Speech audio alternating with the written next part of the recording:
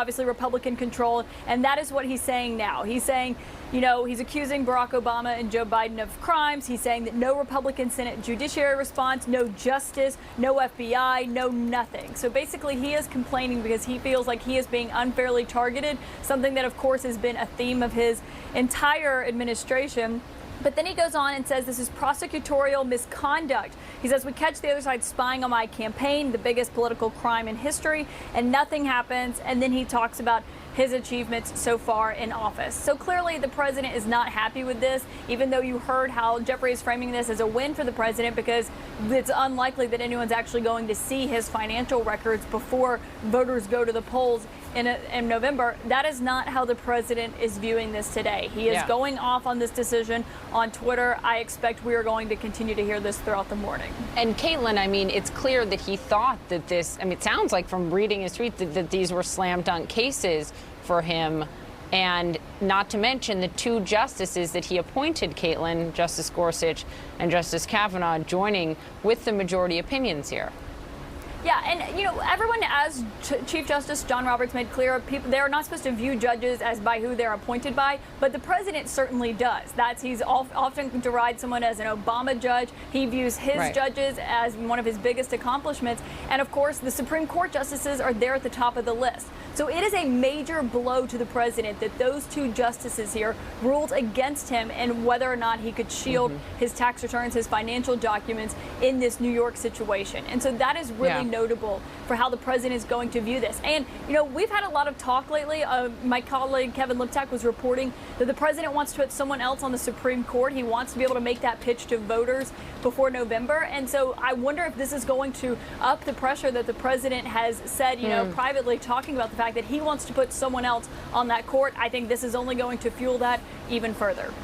I think you're right, Caitlin. Thank you very much. Let me go to Abby Phillip, who joins us, and Doug Brinkley as well, our historian, for the perspective on this. But Abby, I had to jump in. I'm sorry when you were speaking last to get to the court for the other decision. You know, the former vice president, Joe Biden, is weighing in on this. What's his message? Yeah, he is re-upping this message that he's been saying for quite some time, saying that he has released 21 years of his tax returns and he is pressuring President Trump to do the same. It's a window into how this becomes a political issue for the president, even though the court does not necessarily force these records to become public or to go to Congress.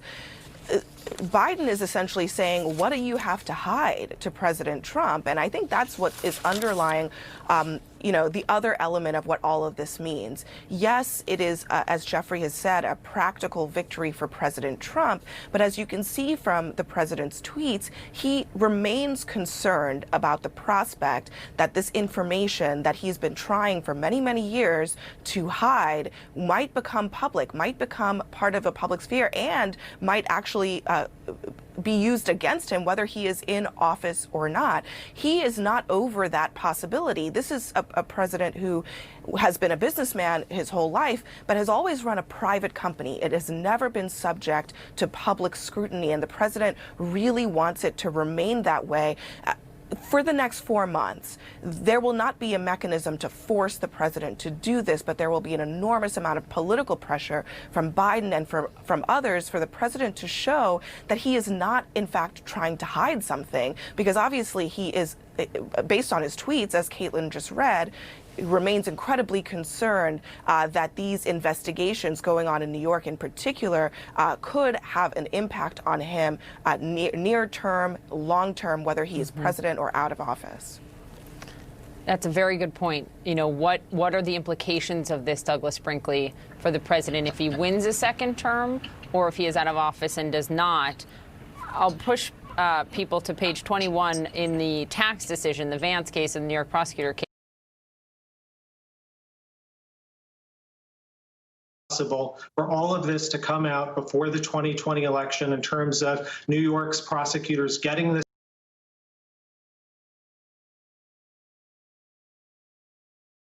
The backlog, I do want to say that the 3-month time frame you refer to has been in the middle of this crisis when personnel levels were thrown off. We had a huge number of people out sick and obviously immense challenges that we're dealing with. So I don't want to overstate the reality of the backlog if it's related to the crisis. But again, I don't have all those facts. I'll find out.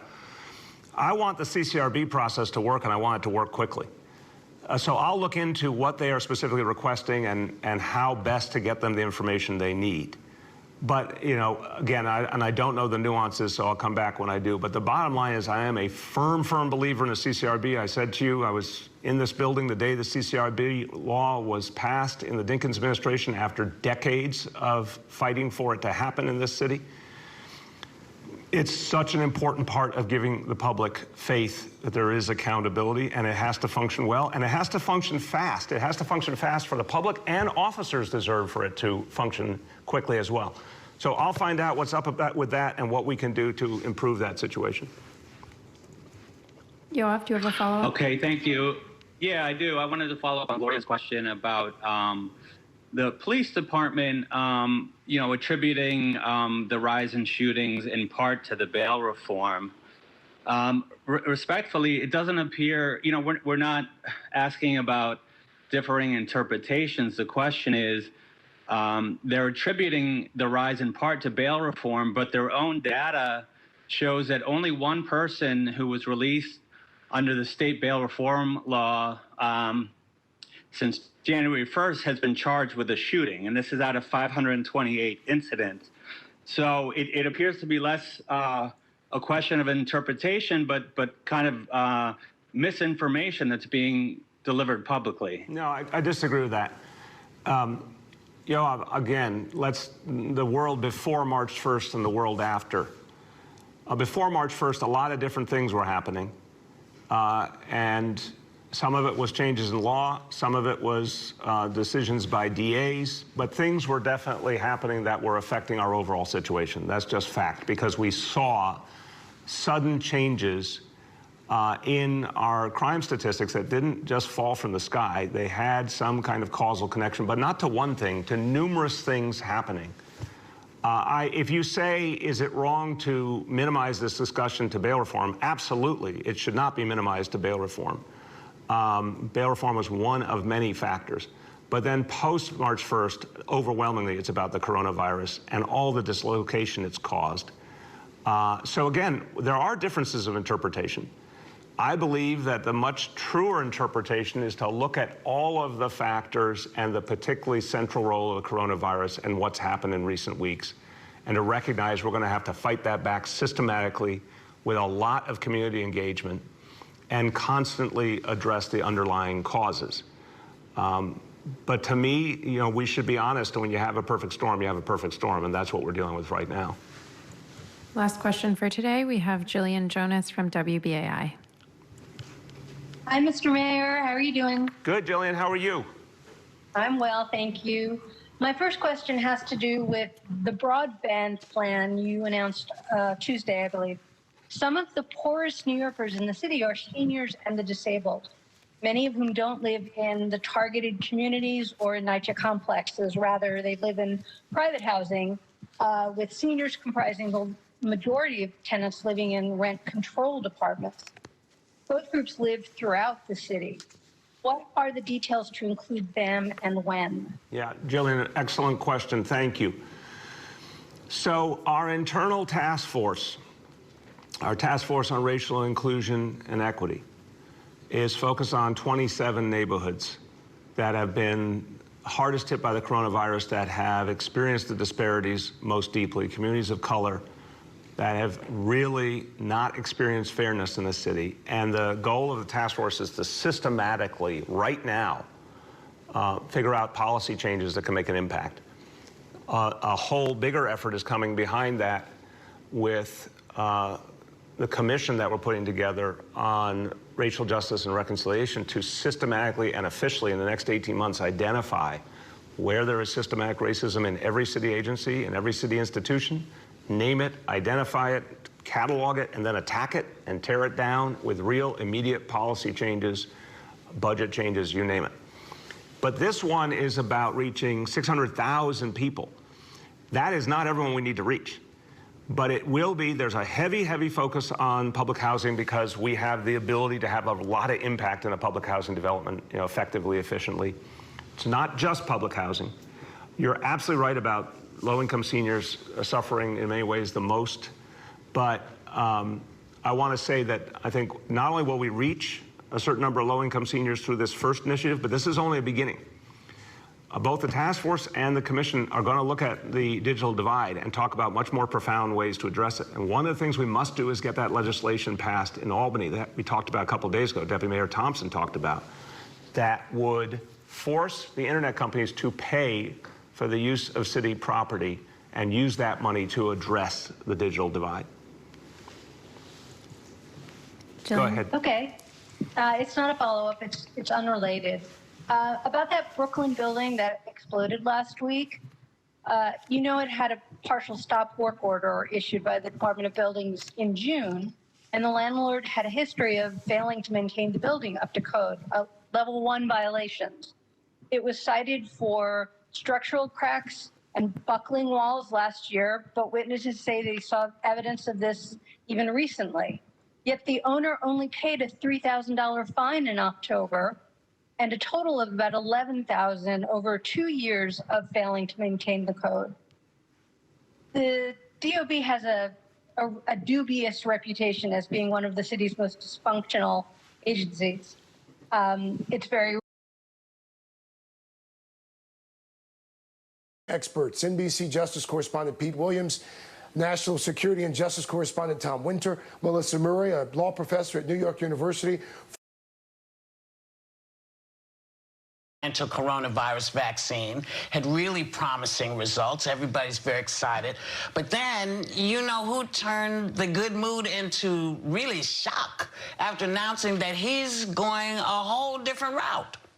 Take a look. I'm taking it, hydroxychloroquine. When? Right now, yeah. A couple of weeks ago, I started taking it. Because I think it's good. I've heard a lot of good stories.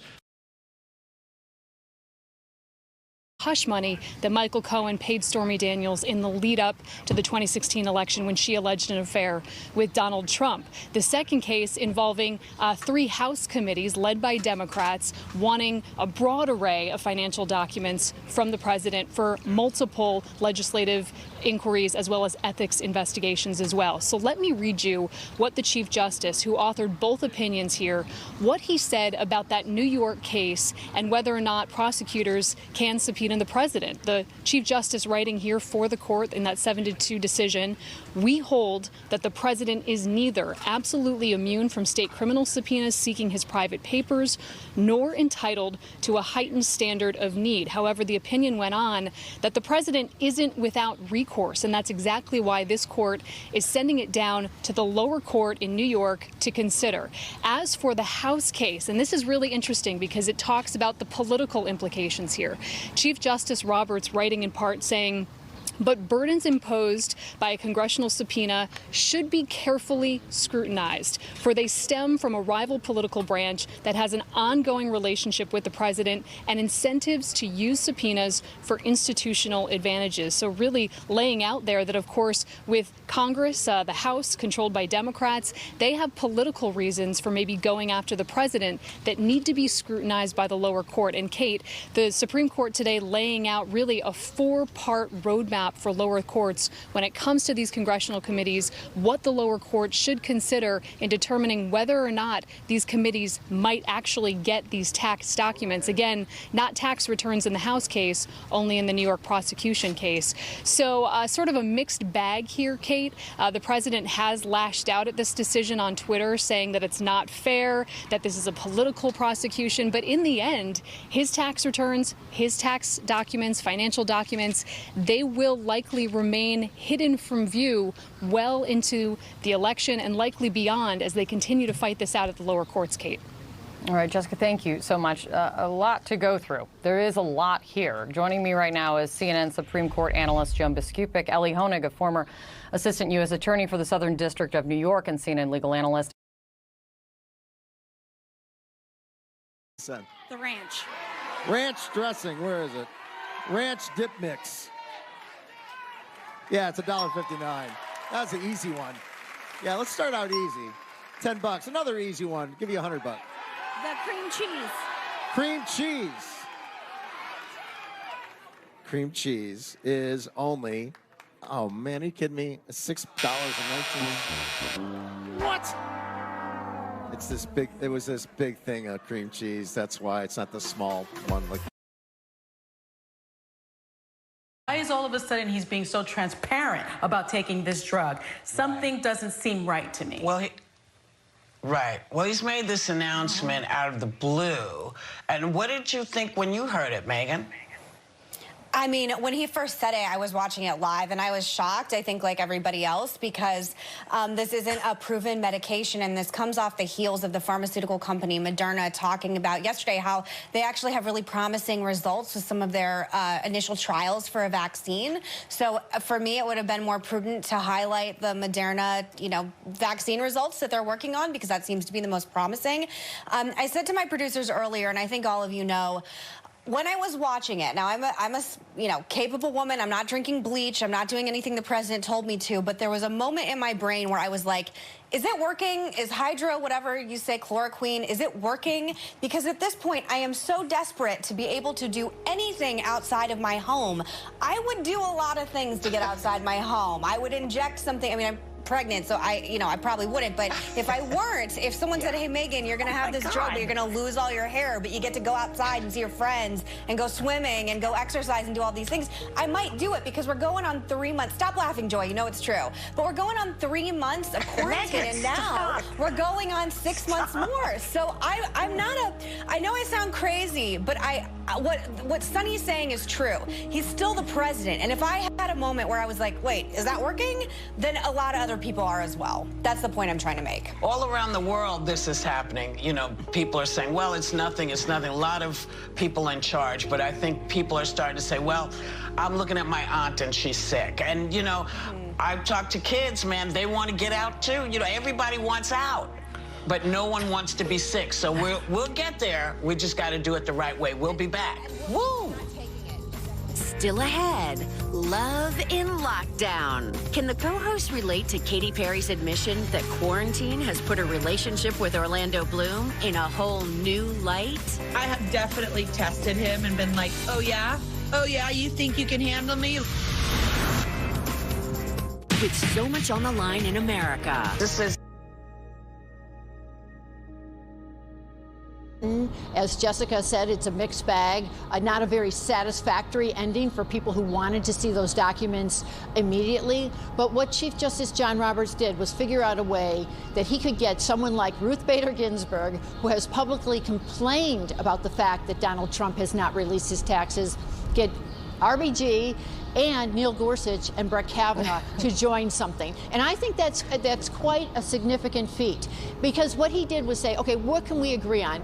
Number one, the president cannot have any kind of immunity from a criminal proceeding, which was an extreme position that the Trump lawyers were asserting. We should recognize that what they were saying was so far Joan, that I'm sorry, it I'm was just easy going to have to jump in. House Speaker Nancy Pelosi is reacting to this right now. Let's listen. To go down that path. The decision enables to enable the Trump administration's I don't know what they're even saying about it. I hear he's tweeting one thing and then other people are saying another. But whatever it is, it's not good news for the President of the United States. It is a path that we will take. So I put out a statement. I don't see it here. Do we have a copy of the statement? Do we? It's not here. So, but anyway, you don't need me to give you a piece of paper to have what the statement is. But it took me a little longer to get out here because I wanted to read to the bottom, the end of the decision. And Chief Justice specifically speaks to the fact that the president is not above the law. And that was something that was proclaimed in the decision, including 2 of his recent appointments. A careful reading of the Supreme Court ruling related to the president's financial records is not good news for President Trump. The court has reaffirmed the Congress's authority to conduct oversight on behalf of the American people as it asked for further information from Congress. Congress's constitutional responsibility to uncover the truth specifically related to the president's Russia connection that he is hiding. The Congress will continue to conduct oversight for the people, upholding the separation of powers that is the genius of our Constitution. We will continue to press our case in the lower courts. That's what happened this morning. Earlier this morning, for the 16th week in a row, over 1 million Americans applied for unemployment insurance. 16th week in a row. We have to open up our economy. We can only do so by killing off the virus. That's what's in the HEROES Act. Testing, tracing, treatment, separation, masking, wash your hands, keep your distance, as I said. That is what is in the HEROES Act. There's the science, all of the scientific pronouncements have spoken to the need for more. All right, you're listening to House Speaker Nancy Pelosi getting the first reaction to the Supreme Court's decisions right here. Let me bring back in Joan Biskupic and Ellie Honig. Ellie, just bouncing off of what Speaker Pelosi is talking about, I want to kind of get your take, because you've now heard from Jay Sekulow, the president's attorney, saying they're pleased with what they've heard. You now heard from Speaker Pelosi that they are happy with what they've heard, saying this is not good news for President Trump, saying that this reaffirms Congress's authority to conduct oversight. Both sides are getting something from this. That's why Joan and Jessica are saying this is something of a mixed bag. But when it comes to the House Democrats' case, there's more to it than just what the Speaker Pelosi is saying, that this reaffirms Congress's ability to conduct oversight, because they're still not getting the records right now. Yeah, it's funny how both sides are claiming victory. If people were hoping or expecting to see Donald Trump's tax returns tonight or tomorrow or before November, that's not going to happen. Big picture, though, what happened here was the Supreme Court rejected Donald Trump's claim that he's above the law. Now, when it comes to the Congress issue, I think if it rejects Donald Trump's claim that he is above the law or above oversight, why then, just for anyone who's out there listening, why then do Democrats still need to be making their case in a lower court? Yeah, so when Donald Trump first got the subpoena from the Manhattan DA, he said, I'm the president, can't subpoena me. That's the issue that went to the Supreme Court today. The Supreme Court said, no way, you're not above a subpoena. But any normal person who gets a subpoena in any normal criminal case has the right to fight that subpoena. Now, you almost never win. It's almost impossible to defeat a subpoena from a prosecutor, as I once was. I fought some of those battles. It's very easy to win those as a prosecutor. But the Supreme Court said, no, you don't get special treatment because you're president. But like any other person, you can go back down into the district court, the trial court, and try to fight this subpoena. The practical effect of that is it allows the president to drag his feet, to run out the clock, to go through those motions. I think he'll lose, but it'll get him out past November. Joan, give me your take, Joan. Yeah, I think that the House situation is equally uncertain, because even though the majority affirmed the power of the House to go for documents as part of its investigative and legislative purposes, it said here are several demands that must be met, which is, again, why both sides can claim a little bit of victory here and why someone like Ruth Bader Ginsburg and Brett Kavanaugh can sign it. So the Supreme Court reinforced the fact that Congress has a lot of power to investigate and issue subpoenas, as happened here, but that they need to then justify them on several grounds that were not justified here, and that lower court judges, according to the majority, did not assess. So yes? Just one quick question is, just looking back at the president's, the tweets that the president has put out, and in part of it, he is attacking the Supreme Court, saying that now the Supreme Court gives a delay ruling that they would never have given for another president. Just as someone, you follow the justices and know them better than most, does that impact them? Oh, no, first of all, he's actually lucky in this ruling in some ways. You know, remember when the Supreme Court ruled against Richard Nixon and Bill Clinton, they had to turn over materials and give testimony right away. This is so, you know, the Supreme Court has given Donald Trump a little bit of a break of time here for starters. But in terms of President Trump's attempt to shame the justices or to complain, you know, been there, done that. They have heard it all from him over all of his years. We know what Chief Justice John Roberts had to say in 2018 about that. Stop referring to people as Obama judges or Trump judges. They are aware of the fact that anything they do is going to be attacked by this president. And I think what they're trying to do is balance the rights of both parties here. You know, there are two separate interests in the House case and the president's case, and they want to have enough regard for the presidency and the House mission, at the same time protect their own institutional integrity. The last thing John Roberts wants is to look like either a tool of Donald Trump or that he's just putting his finger in the eye of Donald Trump. Joan, it's always great to have you. Ellie, thank you for your analysis and perspective on this today. I really appreciate it, guys. Huge day. Another huge final day at the Supreme Court for the term. Coming up for us, we are months into the coronavirus pandemic, and it feels as though we are back where we started. Cases rising, hospitals hitting capacity and overwhelmed. Not enough tests, not enough PPE. What went wrong? Plus, the first Division I college sports conference cancels all sports until January. Will other conferences follow suit? I am totally blind, and Non-24 can throw my days and nights out of sync, keeping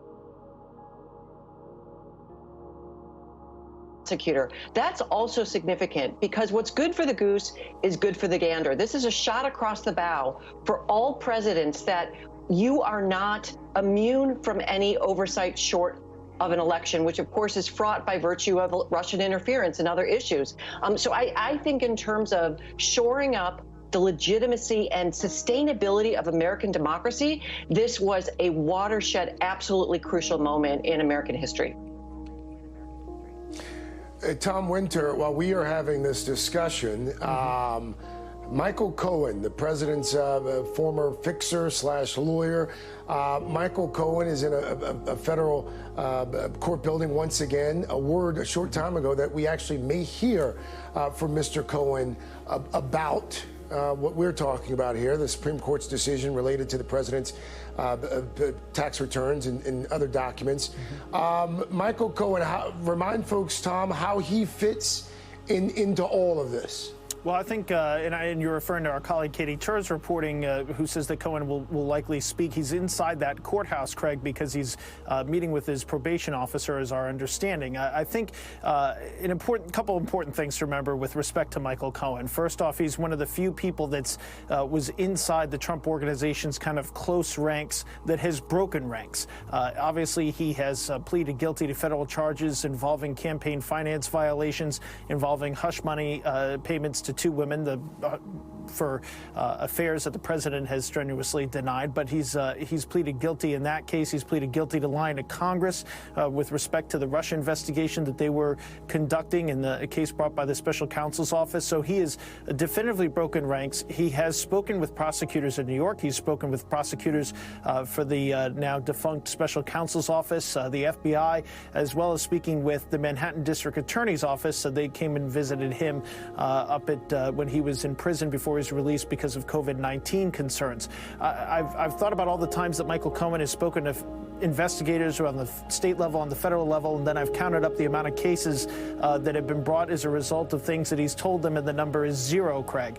That's not to denigrate Michael Cohen, because these cases, frankly, are going to be made on the documents that is the reason why we're here and speaking about this today in the Supreme Court's decision. So I think ultimately it's the tax documents that would be needed to prove any sort of case. Michael Cohen can perhaps provide a roadmap, but I think it's important to remember what federal prosecutors said in New York at the time of his sentencing, that he hadn't been a full cooperator and somebody that had been totally forthcoming. So he's a complicated figure in all of this. He's somebody who, you know, look, how many images have we now shown with him close to the President of the United States? He was his fixer. He was his personal attorney. So I think it'll be interesting to see if any of the information that he's provided will ultimately lead to a prosecutable case. So that's something that we'll have to follow, Craig. But obviously he's out, he's able to speak, something we'll have to watch closely. Kim Whaley, before I let you go here, the president's lawyers have pushed for this, you alluded to it, this sort of expansive view of presidential immunity in the case of the Manhattan DA. How does that ruling impact how this administration operates? Well, I think it is one of the few places, it looks like, where there's going to be a stop sign that's actually enforced. The president has to understand now that he can't control private parties. Remember, this is not the president producing information. This is the president reaching out to a private party, an accounting firm, and with respect to the congressional subpoenas, some banks, and saying, I'm telling you not to respond to this request by the grand jury. And it's important to keep in mind there are two critical decisions the Supreme Court's already issued around this very topic, or similar: the Nixon case and the Clinton case. In the Nixon case, the court said, Nixon, you have to produce the tapes in response to a federal trial subpoena. You cannot hide behind your presidency, and that led to the downfall of his presidency. Bill Clinton, you can't hide behind the presidency and say, I don't have to respond to a civil deposition. I mean, that's someone suing for money damages based on conduct that happened in his private life. No can do. Sorry, Clinton, you have to show up and testify. And of course, we know he lied in that deposition, and that caused him a lot of problems in his presidency. And so here, I mean, if the Supreme Court had not held this way, it would have been catastrophic, I think, for accountability for the office of the presidency. So this president not only has to be aware that it's going to go forward, the investigation of his activities is going to go forward by Cy Vance, but also if he doesn't win, right, if he doesn't win re-election, he is potentially going to see a criminal indictment as a private person because, again, I mentioned there's a DOJ internal memo, can't prosecute a sitting president. Unclear if that applies to state prosecutors. No doubt the president would take that position, but if he does not get a second term, he is more likely, if there is evidence of crimes, to be prosecuted because he will not have run out the statute of limitations. If he gets a second term, the 5-year statute of limitations that applies to federal crimes would probably expire for any crimes allegedly committed in the early days of his office or leading up to his time. So that's absolutely pivotal for purposes of the election. He's got to be very concerned about that. Kim Whaley, Melissa Murray, Professor Murray, thank you. Kim, thank you. And Tom Winter, big thanks to you as well. President Trump already responding to these decisions using his favorite platform, Twitter. We're also hearing from lawmakers on Capitol Hill, the responses that we have so far after a quick break. I am totally blind. And non-24 can make me show up too early.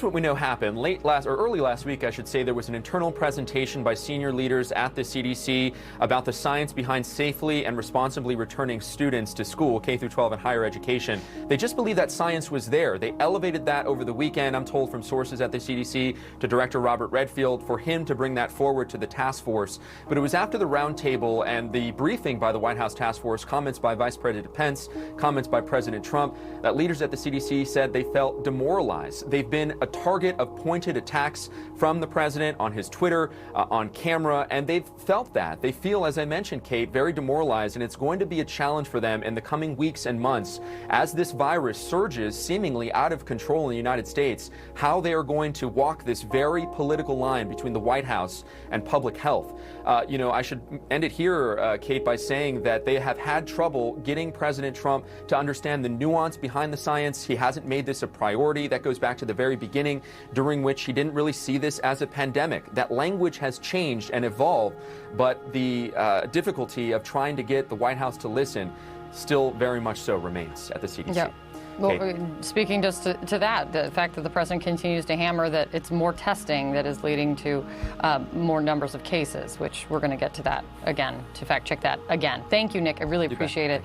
So let me bring in Dr. William Schaffner right now. He's professor of the Division of Infectious Diseases at Vanderbilt University School of Medicine. Dr. Schaffner, thank you. It's very good to see you.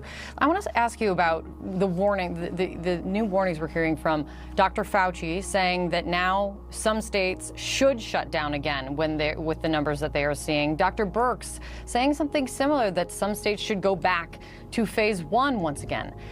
How did the United States get to this point of needing to go back to the beginning? What went wrong? Well, Kate, good to be with you. And the virus is out there, as you have said. It is spreading widely, and it's as though our shutdown really didn't happen. What went wrong is that perhaps we shut down not long enough. That's number one. But then the population was not educated that once we opened up, we really had to open up carefully. It was really going to be a new normal. Masks were going to be the norm, 6-foot distancing, avoiding large groups, including religious services and any gathering more than 10 people. People didn't really realize that. So they opened up in a carefree fashion rather than a careful fashion. And then the other thing that we didn't do is follow up with the manufacture of personal protective equipment. Even here, where we're doing okay at the moment, although our cases are increasing, we are nervous about the supply chain of our personal protective equipment. We haven't assured that within the United States, we have enough manufacturing capacity to fulfill our needs. It is very frustrating and I'm sure demoralizing for everyone to hear that still, after what we saw, the mountain that people overcame when it came to personal protective equipment, that it's now again still a problem in terms of supply. And doctor, since the president continues to not understand the science as it is being explained to him or refuses to take in the new information, can you again explain how testing more is not the problem? How the logic that if you don't test, you don't have a problem is so dangerous? Well, just focusing on the numbers and thinking that if we don't test, the numbers will stay low, and therefore that's the reality. Well, of course not. If you don't count cases of lung cancer, that doesn't mean lung cancer doesn't exist. So what we need to do is test more so that we can find more people who are really infected out there, bring them to medical care, and actually follow up on all their contacts. So testing allows us to know where this virus is and how intensely it's affecting our population. And as we're seeing, it's out there spreading literally like wildfire.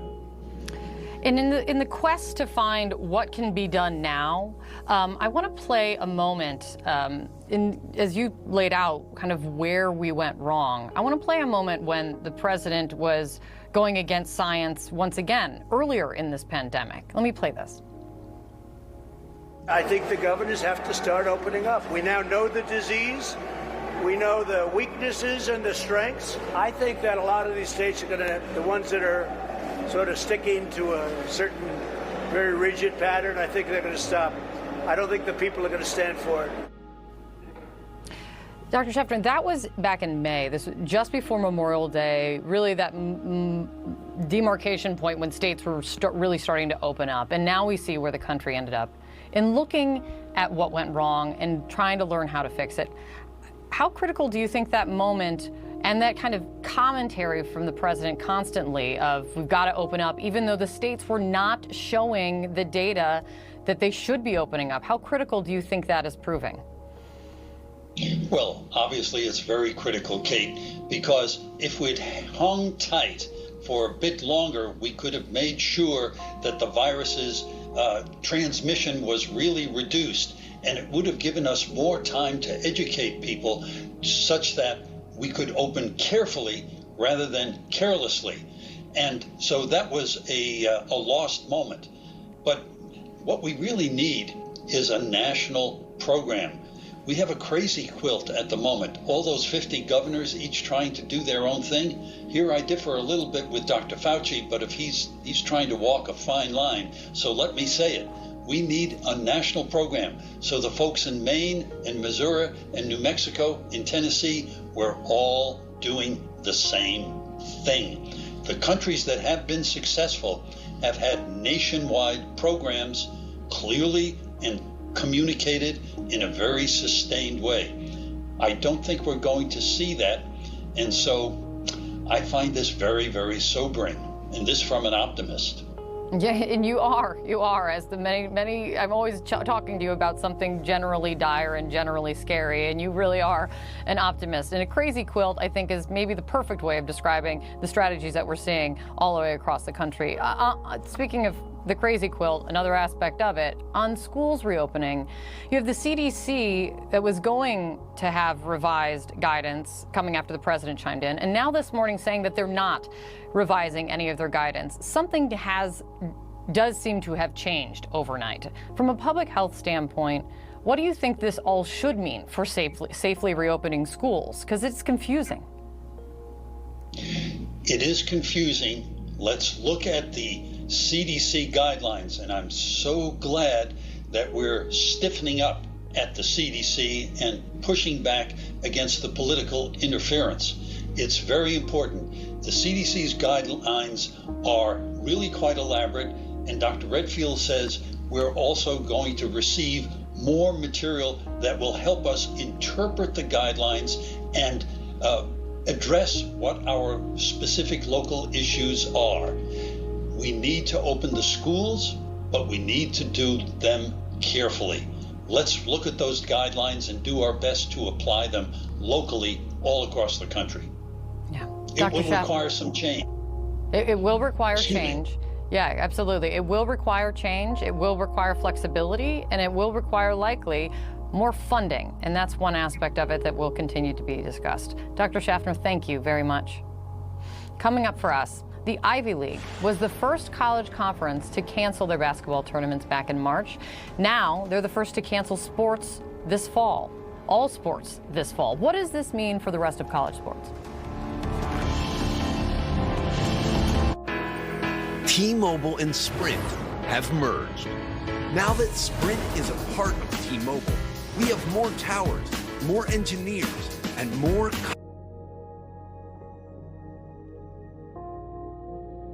What's up, man?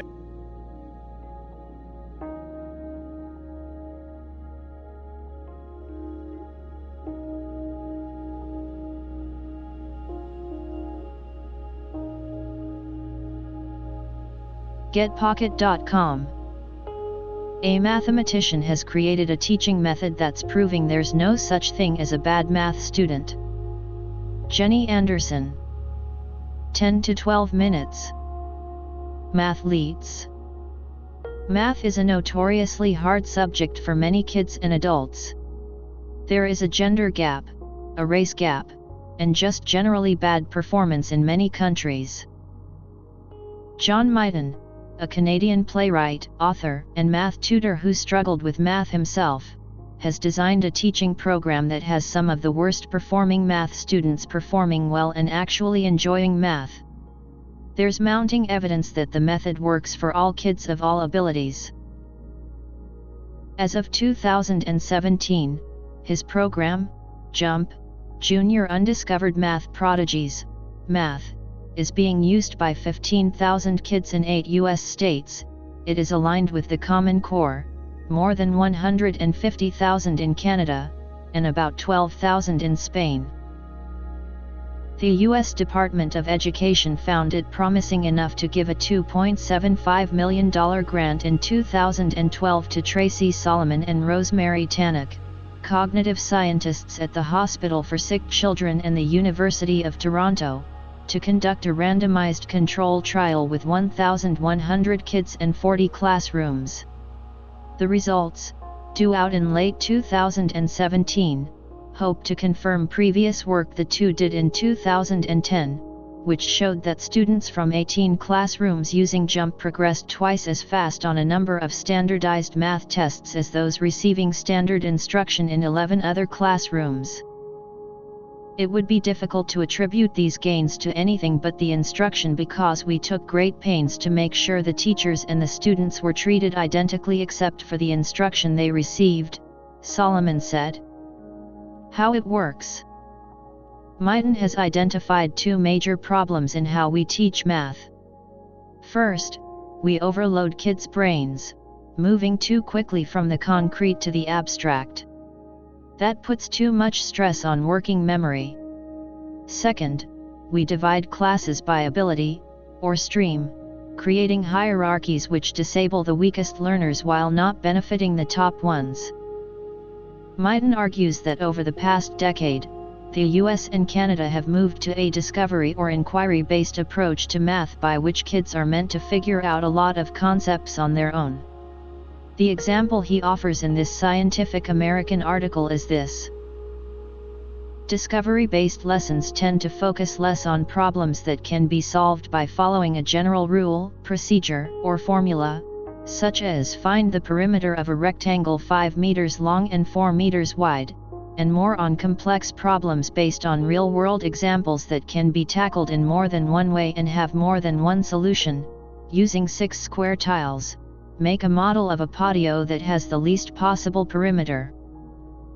Solomon said this approach, also called problem-based learning, means the teacher's role is not to provide direct instruction, but to let kids collaborate to find solutions to complex, realistic problems which have multiple approaches and answers. But too many children don't have the building blocks from which to discover the answers. They get frustrated, and then fixed in the belief that they are not math people. A key problem with this method is it requires kids to have too much happening in their brains at one time. This is very difficult for teachers, said Solomon, and it's very difficult for kids. Miten thinks and offers brain research, PDF, to support it that kids succeed more with math when it is broken down into small components which are explained carefully and then practiced continually. To explain the concept to me, he took a basic question: what is 72 divided by 3? He showed me multiple ways to do it, including saying 3 friends wants to share 7 dimes and 2 pennies. When I pause, even for a second, Miten apologizes and says he clearly hasn't explained it well, and takes another stab at it a different way. Critics would argue that all good teachers approach problems like this, from multiple angles. But many teachers struggle with their own math anxiety, and research shows that they then pass on this anxiety to their students. That happens with parents too, unfortunately. And Nikki Aduba, who helped test Miten's method in schools in the London borough of Lambeth, said Miten has broken down the steps so carefully that nearly everyone could catch on. Many teachers, she said, welcomed this approach. Many thought, okay, to get from A to B there are these 3 steps, but it turns out there are really 5 or 6, she said.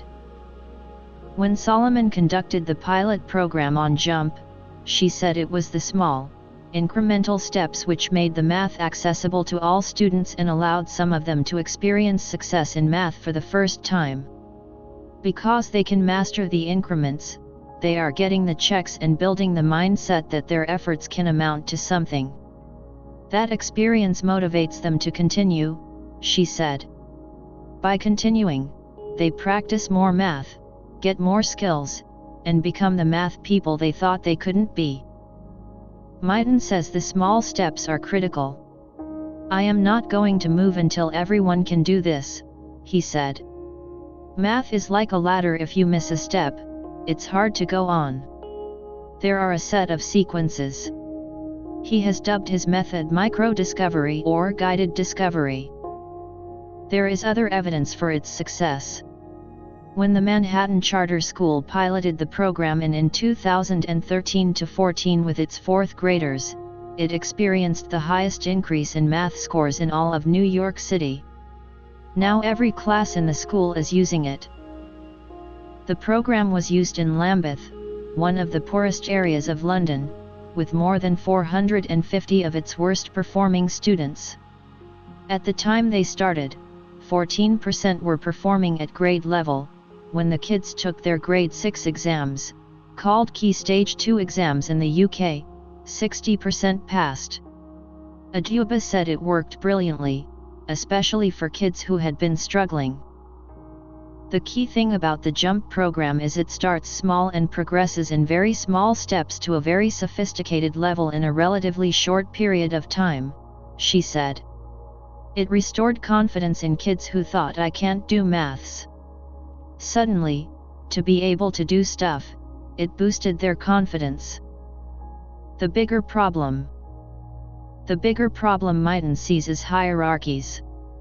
Teachers tend to assume that in most classrooms there's a bell-shaped curve, a wide distribution of abilities, and teach accordingly. It means that 20% of the class underperforms, 60% are in the middle, and 20% outperform, leading to a 2 or 3 grade range of abilities within one classroom. When people talk about improving education, they want to move the mean higher. They don't talk about tightening the distribution, Myton said. The reason this matters is that, as research shows, PDF, kids compare themselves to each other early on and decide whether or not they are math people. Children who decide they are not math people are at risk of developing something Stanford psychologist Carol Dweck calls a fixed mindset.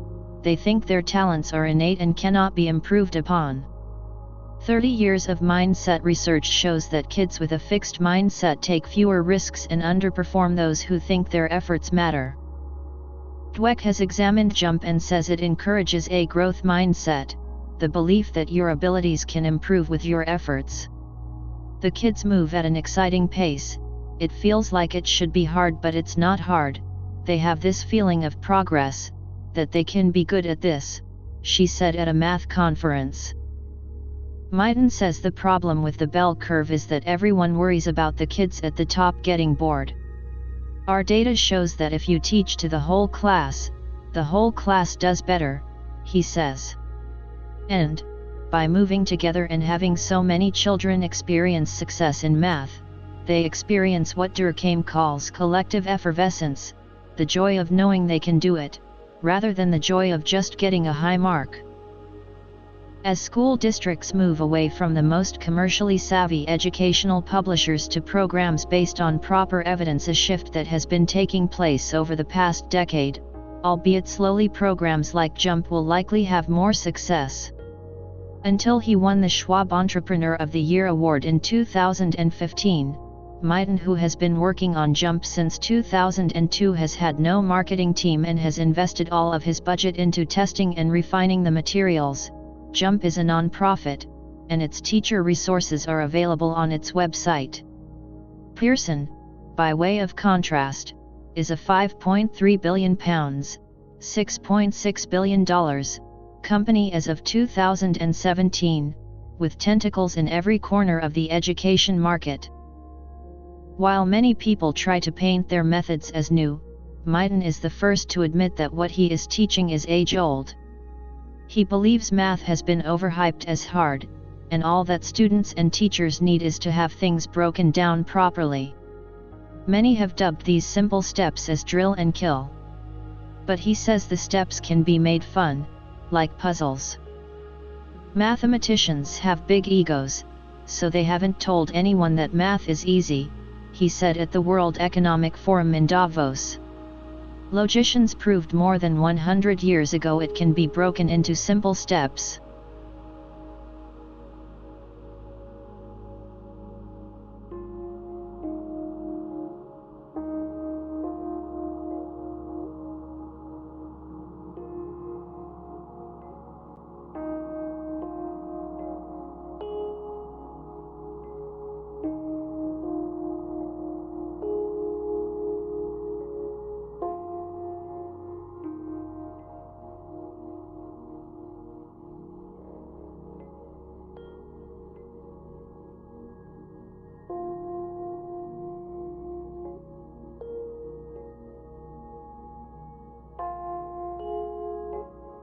GetPocket.com. You're not just imagining it. Your job is absolute BS. Miranda Pervs. 14 to 18 minutes. Photo from Gregory Baldwin /icon images River. If you voted for Bernie Sanders, have sea-punk green hair, and wear a pin declaring capitalism is the crisis, you may already be familiar with David Graeber's writings on the takeover of our lives by Bull's jobs.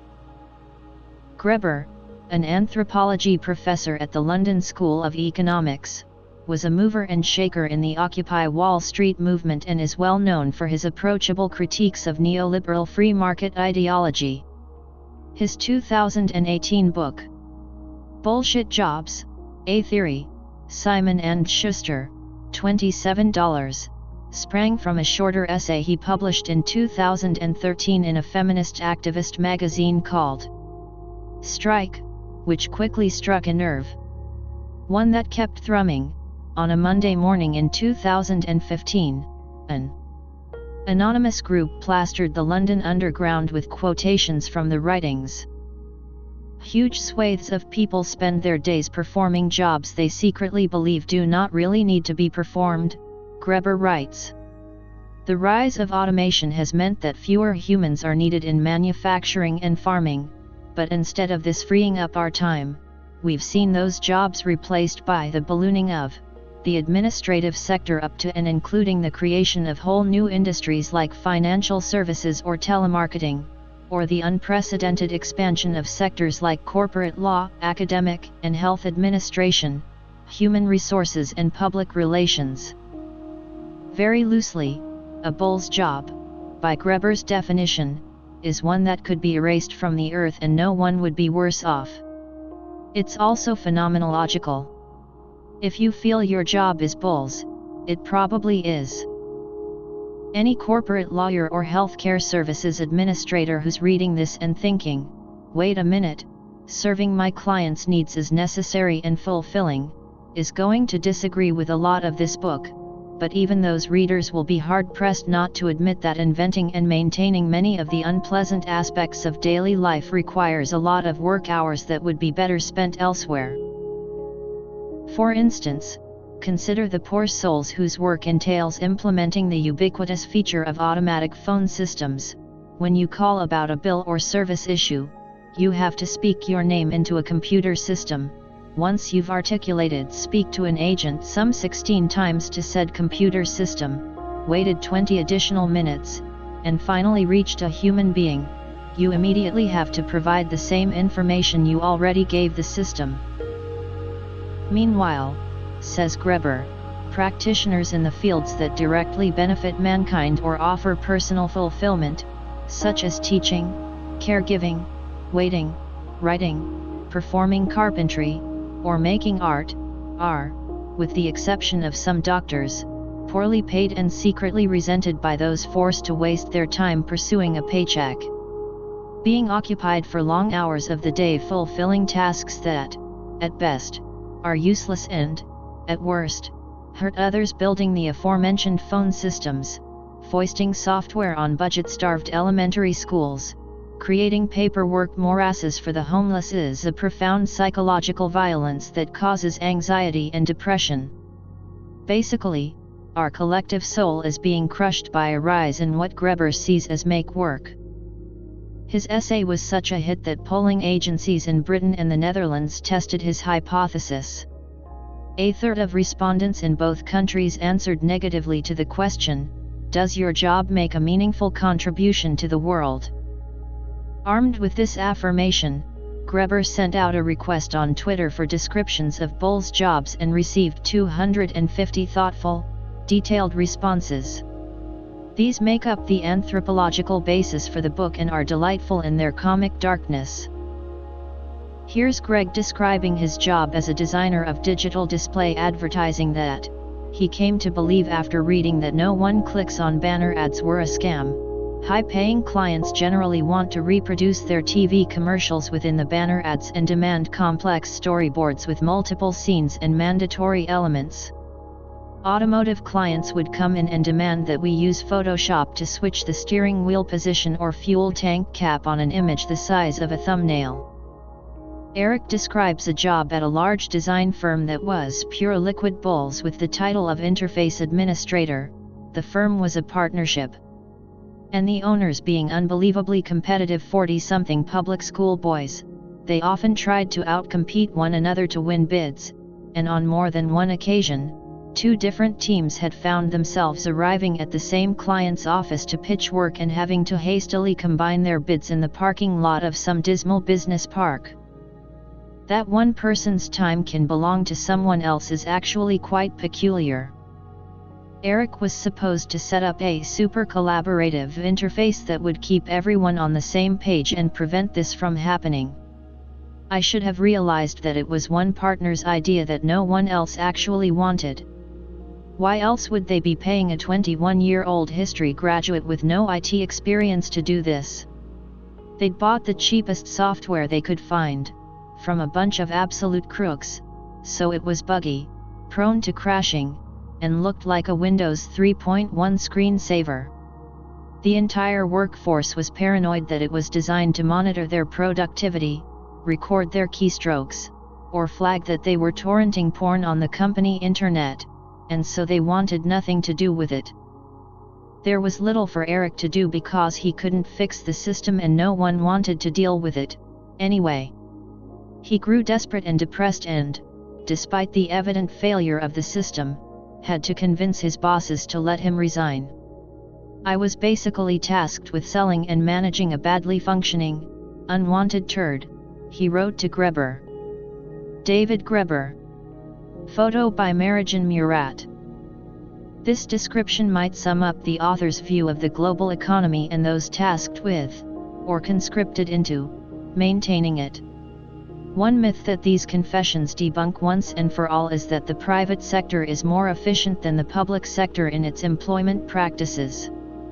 While derisive phrases such as "close enough for government work" have long been part of our vocabulary, these days corporate jobs, newfangled finance vehicles, and tech startups equally conjure associations of time wasting in the form of bulls managementees, hollow strategizing, and annoying software. It's easy to envision employees working to death to produce morally dubious profits for upper management, inventing or selling things no one really wants or needs, or listlessly spending hours seeking the empty solace provided by internet distractions and social media. Greber, with this book, wants to and largely succeeds at solidifying our ambient low-level, collective sense that economies around the world have, increasingly, become vast engines of producing nonsense. Greber writes that the only people who've ever argued with his basic premise are business owners, the people who are in charge of hiring and firing. He says he periodically receives unsolicited communications from such people, who insist that no one would ever spend company money on an employee who wasn't needed. LOLOLOLOL. Sure, corporations and private equity amassers are always laying people off in the name of shareholder value, but, as Greber mentions, that's usually a felling of workers who are actually productive while the top layers of overpaid, unnecessary management are the last to go. Or, if they go, it's with severance packages.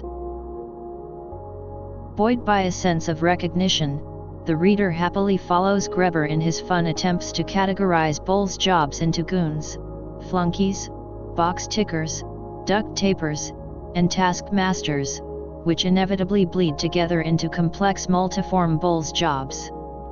It's funny, albeit painful, that we've gotten work so wrong and spend so much time at it.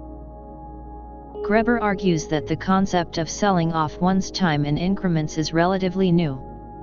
Historically, he says, the idea that one person's time can belong to someone else is actually quite peculiar. To the ancient Greeks, he claims, you were either a slave and your whole life was owned, or you sold a good, an eating utensil, food, that you created as you saw fit. He implicates the shift toward clock time in the Middle Ages as the culprit behind our collective acceptance of wage slavery. Whereas time was traditionally amorphous, determined by geographical distances or chemical transformations, as long as it takes for the bread to rise, the wheat to dry, clock towers and then pocket watches, disallowed in factories so bosses could cheat by meddling with the hour hands on clocks, turned time into discrete, barterable chunks. Naturally, we're built to work in bursts and then to celebrate and rest, just as Mother Nature ordained, not pace ourselves to produce at an even tempo for hours at a stretch, day after day, all week. It hardly matters if Greber's history is accurate. His best-selling department, The First 5,000 Years, Melville House, $22.99, garnered some controversy in this regard, with academics identifying myriad false claims. For instance, that Apple Incorporated was started by former IBM engineers. The ideas alone are worth contemplating. But Greber loses traction when he tries to explain why it's as if someone out there made up pointless jobs for the sake of making us all work, or when he attempts to get a handle on how automation and technology have done the opposite of creating a lovely 4-hour workday. Why his explanation hews to an argument that fits his politics: corporations are less and less about making, building, fixing, or maintaining things, and more about political processes of appropriating, distributing, and allocating money and resources. By positioning themselves as job creators and maneuvering the political system to laud any and all jobs, rather than asking if they're meaningful or help society or the employees, they can maintain power indefinitely. This would be Greber's ruling elite, the 1% targeted by the Occupy movement. But it requires manufacturing a lot of pointless duties, complex bureaucracies, elaborate financial vehicles.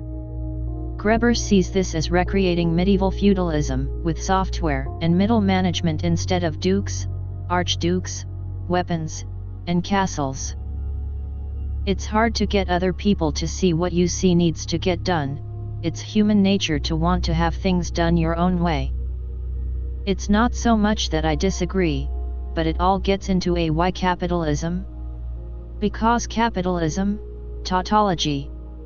Some of us know these elites, some of us are these elites, and most would agree that there's more than enough moral failing to go around.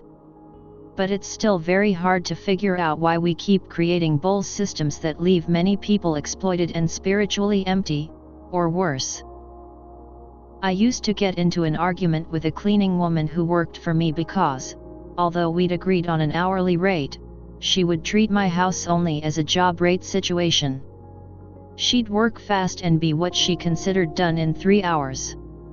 I was paying her for 4, so I'd ask her to stay and clean further, via telephone from my office job. She would demand to know why. She was talented at cleaning, and she wanted to use her skill to make more money in less time. I wanted her to chip away at additional projects each week, such as washing a few windows or cleaning dead bugs from light fixtures. From her point of view, I was trying to exert power over her, make her do bull's work in an already vastly unjust power structure. From my point of view, she was taking advantage of me, and my house wasn't clean enough for my liking.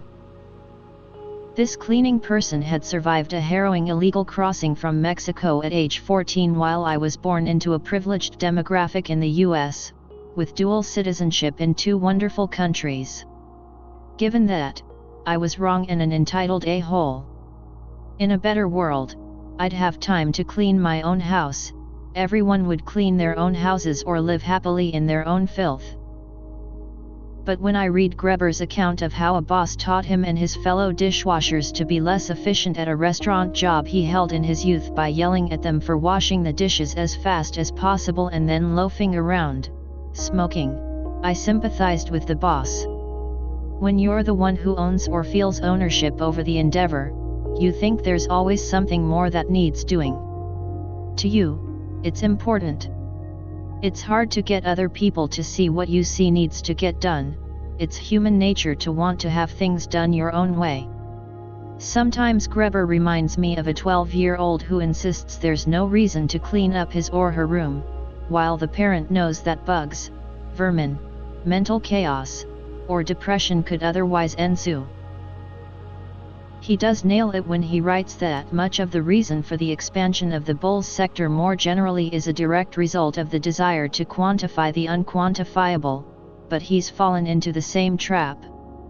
The tension at the heart of this book, of course, is that the writing of it is a bit of a bull's job. Greber might even be hiding a crushed soul of his own. In his comfortable seat as a professor at an esteemed institution, musing amusedly about the mind-numbing hours most working people have to put in and put up with even at jobs that have lively, meaningful moments fits neatly in his category of duct taping, maybe also flunky. The LSE is publicly funded but also relies on alumni donations. It's known for graduating billionaires. In other words, his salary is made possible by the people he accuses of being in charge of this bull's job-generating system. Why might they want to pay him? Greber loves the pedagogical question structure. By offering this cultural pacifier, which soothes by affirming people's lonely suspicions, he's doing only what the British version of The Office and Mike Judge's masterpiece Office Space already have. And these diversions often just use up the little time we have left after work, restoring us only enough to return tomorrow. Greber is also an activist, so he must be given some credit for not just honking off in an annoyingly self-satisfied tone. Although he claims he's not interested in suggesting policy, he is, after all, an anarchist. He does endorse universal basic income as one solution. But he misses an opportunity to examine the other group of people who are trying to eliminate the bull's job cycle. This week, droves of Glocksters, global blockchain hipsters, have descended on New York for the Ethereal Summit and Consensus 2018, conferences run by Consensys and CoinDesk Incorporated, which are companies trying to galvanize cryptocurrencies and blockchain technology. Many attendees are just Bitcoin brothers who are or want to be rich, but a significant segment of crypto believers is persuaded that the blockchain will obviate the middleman, cut through the administrative morass generated by Greber's overlords, and offer the first pure form of state-free value exchange. It's probably just another, even crazier layer of bulls, but it's becoming our civic duty to understand it, in case it is the turning point in human civilization we're all hoping for.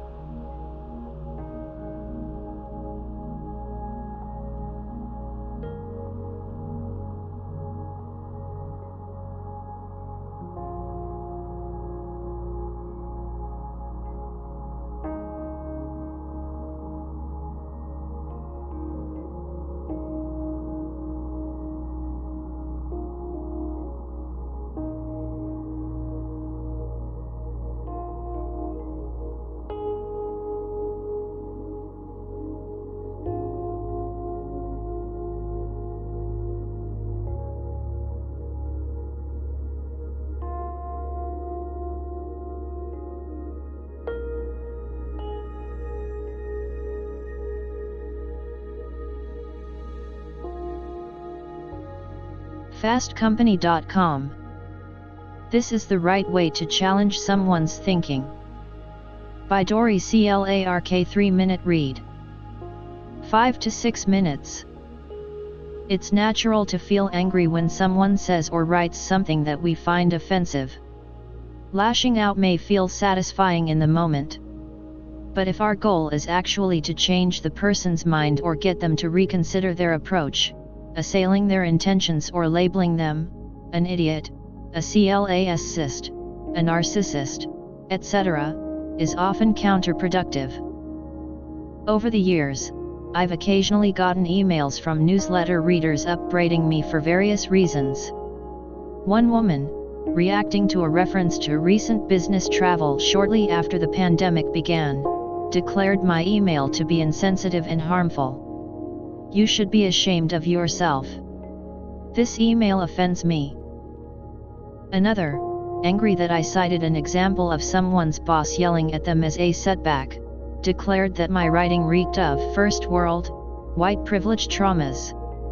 When people feel offended, whatever the cause, they may not always be polite.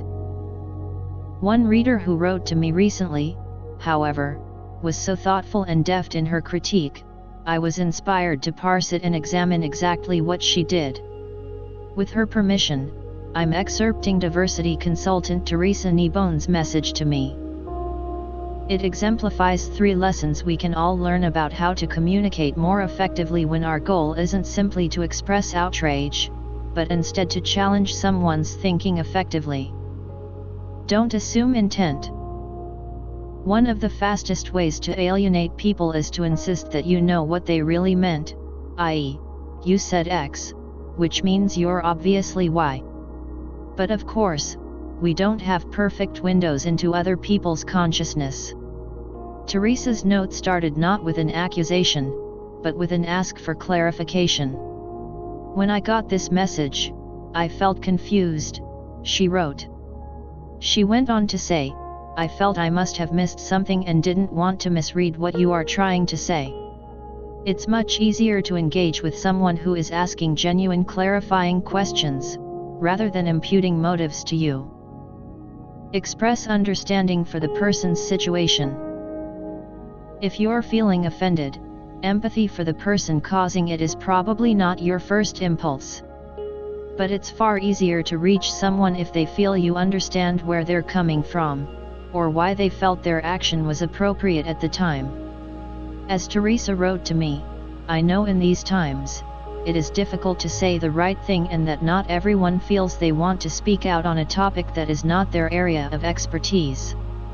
That's essentially a signaling mechanism that shows others they're not going to be derided, but instead that you can have a true conversation. Explain why the conversation matters. It's easy to dismiss criticism as the carping of a few outliers with an agenda.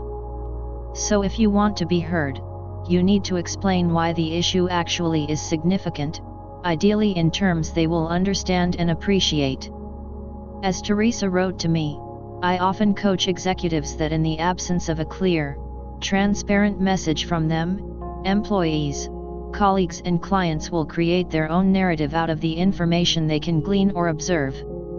I fear that is what is happening here. Note her subtle use of social proof here as well, in which she mentions that she coaches executives. She's making it clear that she's not just a random person with an opinion, but an expert in her field. The more credentials you can marshal, if the person is not already aware of them, the better. When you're the one being critiqued, it can be hard to hear, especially if the person delivering it seems outraged. I teach a lot of diversity and inclusion classes, Teresa says, and in that context, when we talk about feedback, people can get very hung up on the approach as a way of qualifying how seriously they will take the feedback, too angry or too emotional or rude. I coach them not to miss the meaning because they are focused on the who and the how. Not everyone is able to deliver perfect feedback when feeling angry or hurt. She's right, of course. Even someone angry may have a useful and valid perspective we can learn from. But truth be told, if someone I don't know well, and whose opinion I haven't asked for, starts to berate me, my response isn't to listen politely. It's to crush them. I suspect I'm not alone. If you actually want to share your perspective in a way that gets heard, and acted upon to create positive change, the 3 strategies above are some of the most effective I've seen. Dory Clark is a marketing strategy consultant who teaches at Duke University's Fuqua School of Business and has been named one of the top 50 business thinkers in the world by Thinkers 50. She is the author of Entrepreneurial You, Reinventing You, and Stand Out. You can receive her free Stand Out self-assessment.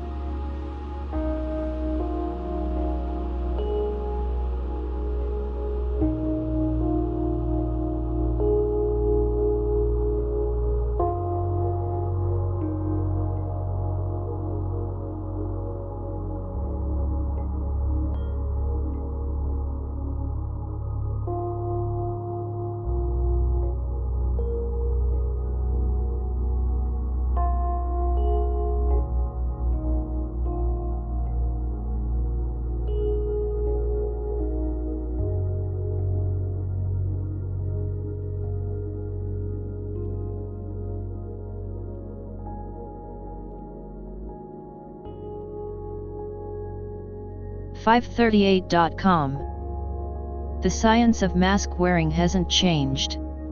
So why have our expectations? Maggie Korth. 9 to 11 minutes. Before every fashion retailer was selling their own cloth face covering, before a piece of fabric over your nose and mouth became a personal political statement, and before Goldman Sachs was saying a national face mask mandate is as good as a lockdown, Laura Martin was unsure whether homemade cloth masks were even a good idea. The executive director of the United Methodist Committee on Relief, Martin was one of the people I interviewed back in March for a story about the science of masks. Back then, I found that masks were an excellent example of the scientific uncertainties swirling around the novel coronavirus. Remember, the Centers for Disease Control and Prevention and the Surgeon General once told the general public not to wear masks. The data that existed on mask effectiveness largely dealt with medical respirators and surgical masks. It wasn't clear how protective a cloth mask would be, and Martin worried that wearing masks might lead people to feel more safe than they actually were and make choices that increased their risk of contracting or transmitting COVID-19. Today, a lot has changed. But the science around cloth masks hasn't. Yes, the CDC now recommends cloth face coverings, the Surgeon General starred in a video showing how to make them, and many businesses, and even cities, require them. Martin herself owns 3 and wears one every time she goes outside. But she told me that's not because the evidence has significantly improved. I don't know enough, I don't see enough evidence. Nothing has changed except that I care about my neighbors, I care about my colleagues, I care about people I don't even know that I come across at the grocery store, she said. I am now saying to my community that I care about them, and that actually feels important to me as a scientist. Cloth and DIY face masks sit at the intersection where scientific data, public perceptions, and political opinions crash headlong into each other. Making smart decisions isn't just about having data, it's also about how we interpret the data we have. Safety moves along a spectrum with different relative levels of risk.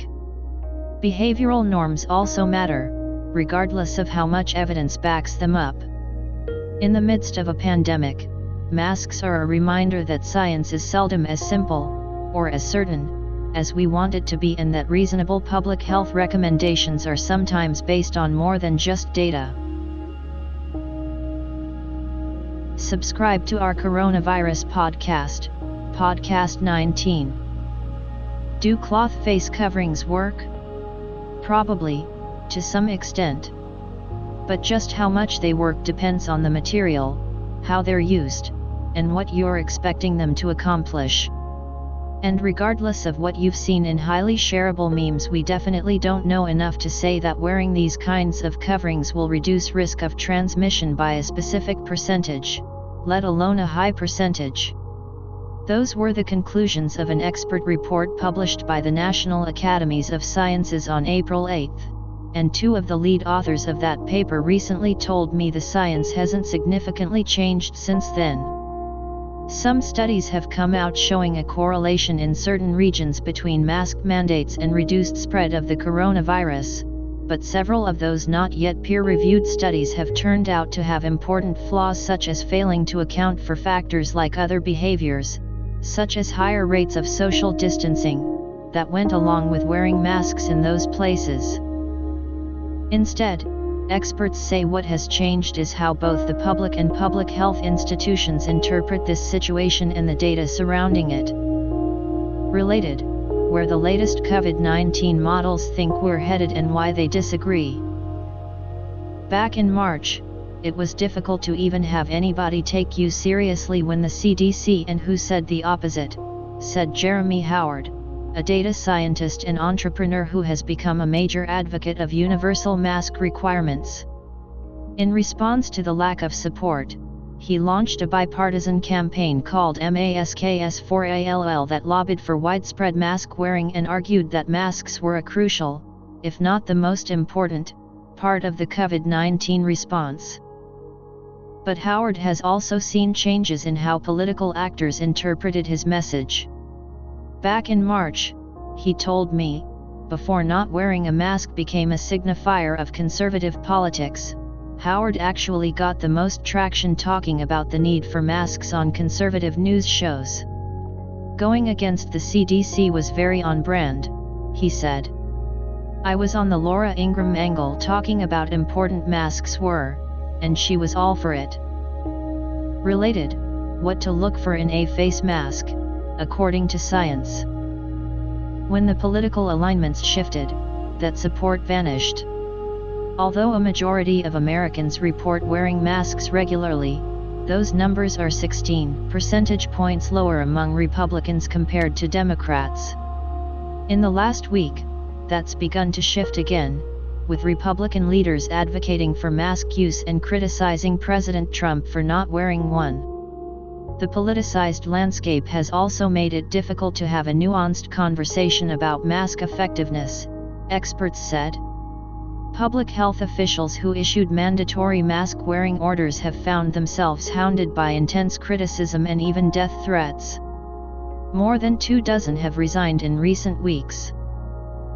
At the same time, Michael Osterholm, a public health and disease expert who is worried that mask effectiveness is being overhyped, has also found himself threatened and harassed. Osterholm, the director of the Center for Infectious Disease Research and Policy at the University of Minnesota, told me he's received vulgar emails from people who read his statements questioning the efficacy of cloth masks.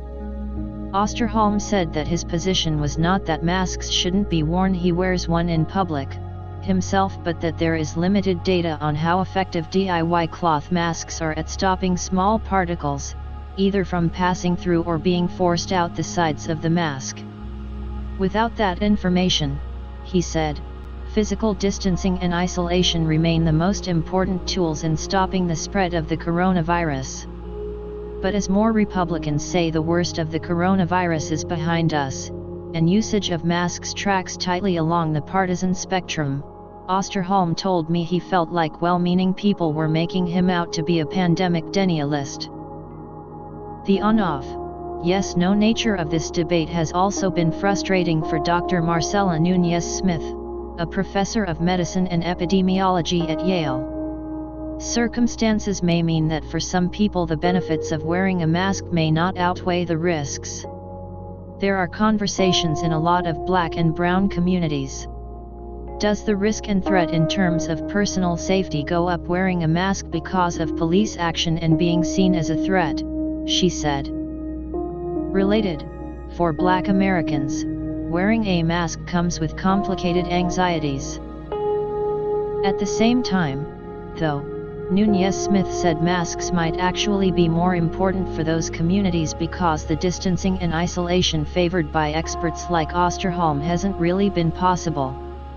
Black workers are more likely than other workers to have jobs that are classified as essential. Because of that, reopening means something different for predominantly Black neighborhoods than it does for white neighborhoods. That also applies to the idea of social distancing and how practical that even is, something that could account for why self-reported mask usage is higher among non-white Americans, despite the possible police risk. These are important contextual conversations, Nunez-Smith said. Ultimately, experts said, all the nuance and complication around masks is a challenge that public health messaging has to face up to. It's difficult to make one-size-fits-all recommendations for situations that don't readily lend themselves to a one-size-fits-all reality. Related, how Americans view the coronavirus crisis and Trump's response. The good news is that there's more agreement than disagreement on where to start. Just look at Osterholm and Howard, two experts who might easily be seen as having opposing viewpoints in this battle. Yet they hold similar positions on one issue: they both wish the CDC would have given the public the nuanced information about masks back in March and trusted them to understand it.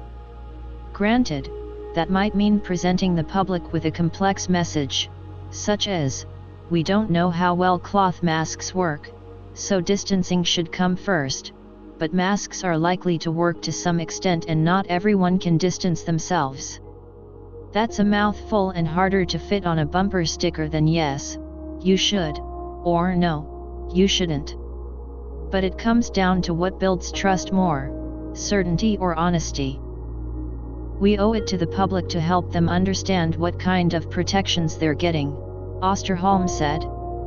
We owe it to the public to tell them what we know. How reports of a promising COVID-19 treatment was found to be fraudulent.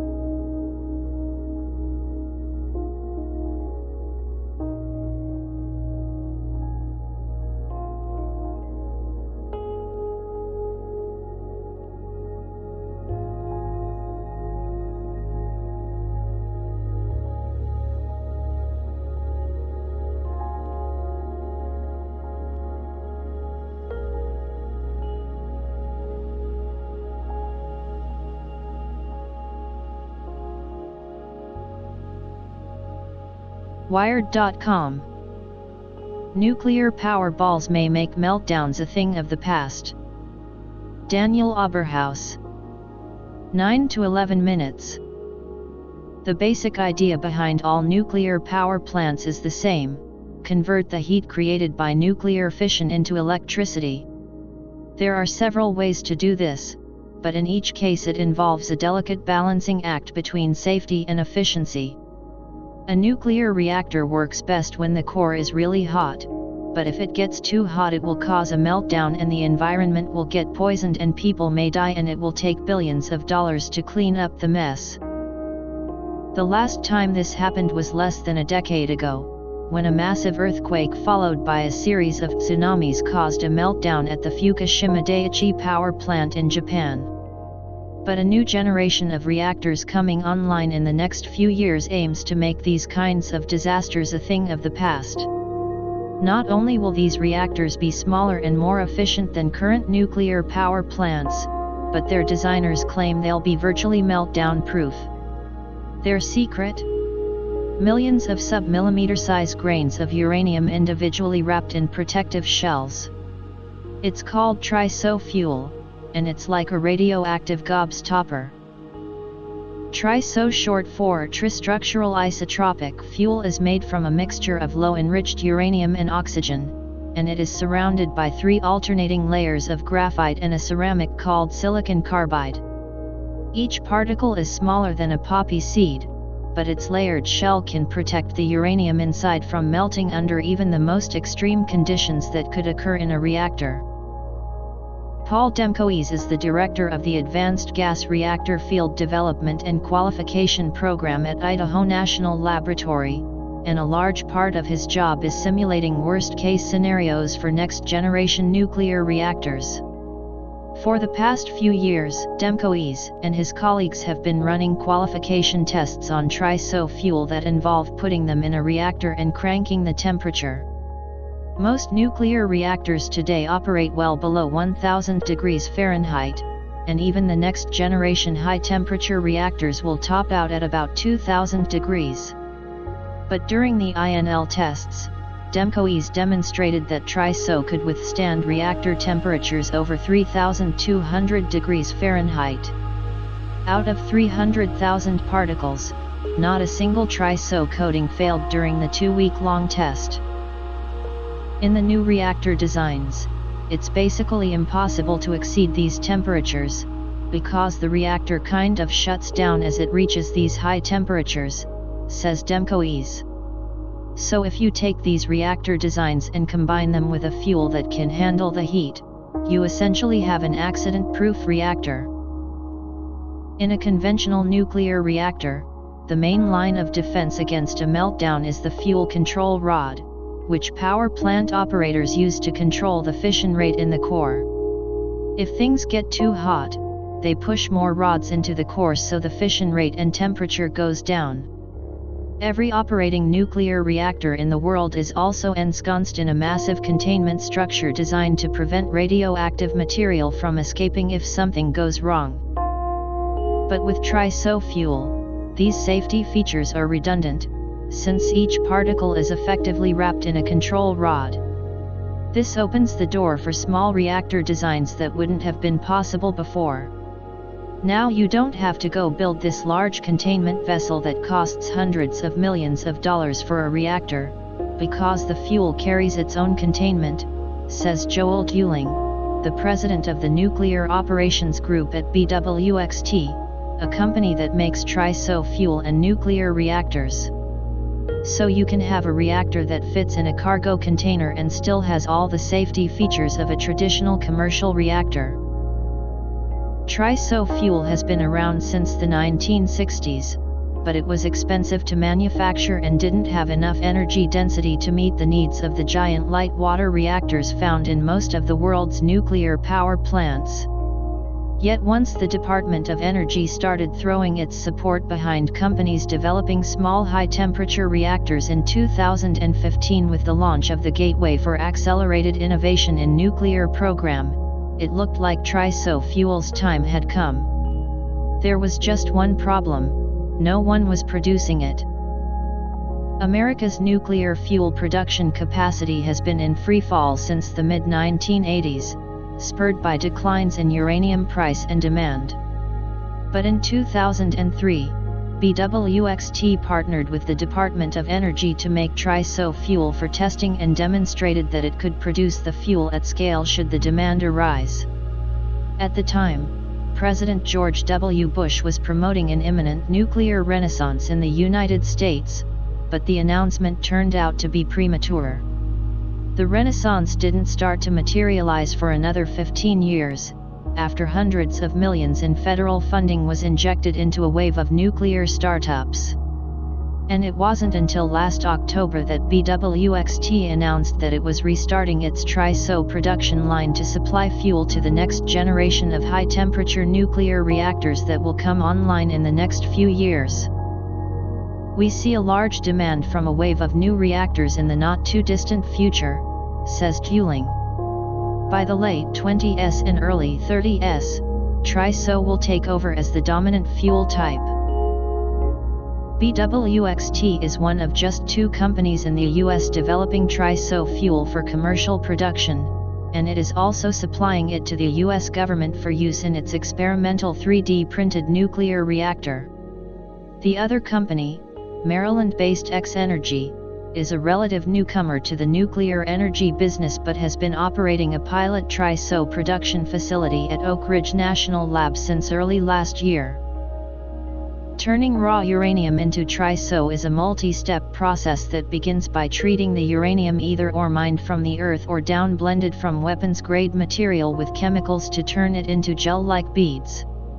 These beads, each only a millimeter in diameter and the consistency of a jelly bean, are then put in a furnace that is injected with gases that break down in the oven, depositing thin layers of graphite and silicon carbide around the uranium kernel. The result is a lot of indestructible TRISO fuel particles that are pressed by the tens of thousands into cylindrical or spherical fuel pellets.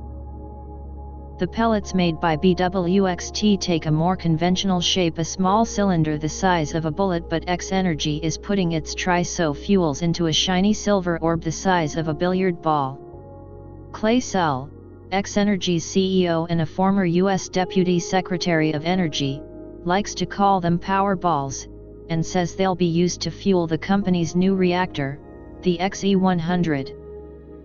The XE100 is a small pebble bed reactor that is designed to produce just 75 megawatts of power. For the sake of comparison, the smallest operating nuclear reactor in the US today produces around 600 megawatts. Pete Papineau, X-Energy's vice president of fuel production, likens it to a gumball machine. The power ball goes down through the core, comes out the bottom, and then goes back to the top, Papineau says. It takes the TRISO ball about half a year to complete the cycle through the reactor's guts. It can pass through the core 6 times before it needs to be replaced. There are other benefits too. Rather than needing to have miles of open space around a reactor, future plants running on TRISO fuel could be situated close to their users, Sell says. It is physically impossible, as in, against the laws of physics for TRISO to melt in a reactor, says Cell. And when you start with a reactor that can't melt, your safety case completely changes. This is part of the reason why the Department of Defense inked a deal with both X-Energy and BWXT this year to develop a small mobile nuclear reactor for remote military bases, and why NASA is considering TRISO fuel for nuclear-powered spacecraft. Like every other commercial advanced nuclear reactor, the XE-100 is currently under review by the Nuclear Regulatory Council. It's a lengthy and arduous process, but if the regulators give it their stamp of approval, Papineau says X-Energy is prepared to do a full-scale demonstration of the reactor before the end of the decade. In the meantime, both X-Energy and BWXT are focusing on expanding their TRISO production facilities so that when the next generation of nuclear reactors arrive, they'll have the fuel they need to make meltdowns history. More great Wired stories. My friend was struck.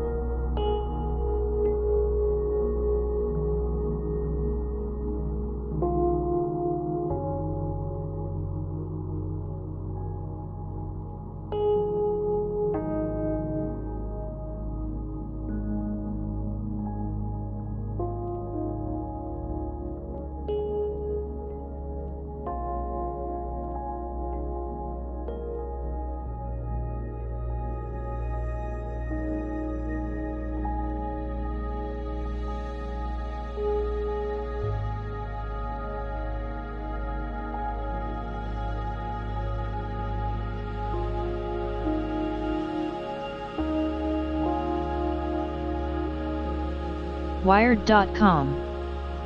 The Therapist is in, and it's a chatbot app. Tom Simonite. 8 to 10 minutes. A deadly new virus circling the globe makes many people more anxious. The pandemic's psychological toll can be particularly weighty for people with an existing mental health condition. One 25-year-old on the U.S. East Coast seeing a therapist for help with anxiety found additional support from an unexpected source, a chatbot. Therapy twice a month was fine before. It's just now sometimes I have days where I feel like I need something extra, says the person, who identifies as gender non-binary and asked to remain anonymous. Their budget didn't allow more frequent therapy sessions, making them receptive when a friend mentioned Wobot, a chatbot built on Stanford research that delivers a digital version of cognitive behavioral therapy. It has become essential. Being able to turn to the app daily is very comforting, they say. It has taught me anxious traits and patterns of thought that I didn't know about before. The Food and Drug Administration also thinks software can help people with the mental burdens of the pandemic.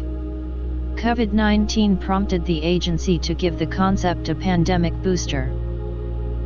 Since late 2017, the FDA has approved a handful of apps and digital services that doctors may prescribe for psychiatric disorders such as opioid abuse in a similar way to medication. The small industry was expected to grow fast as regulators and healthcare providers got more comfortable with the concept, and Wobot and others gathered clinical trial data needed to win approval. Then in April, the FDA suspended many of its usual rules for what it calls digital therapeutic devices for psychiatric disorders, to widen access to care during the pandemic.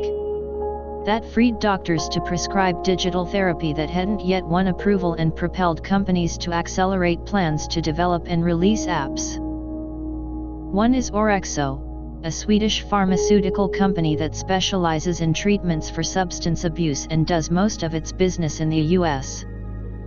News of the future, now. News of the future, now. Get wired. Subscribe now. At the start of 2020, it expected to win FDA approval later this year for its first digital product, a cognitive behavioral therapy website for problem drinking called Vorvida that trials showed can significantly reduce a person's alcohol consumption.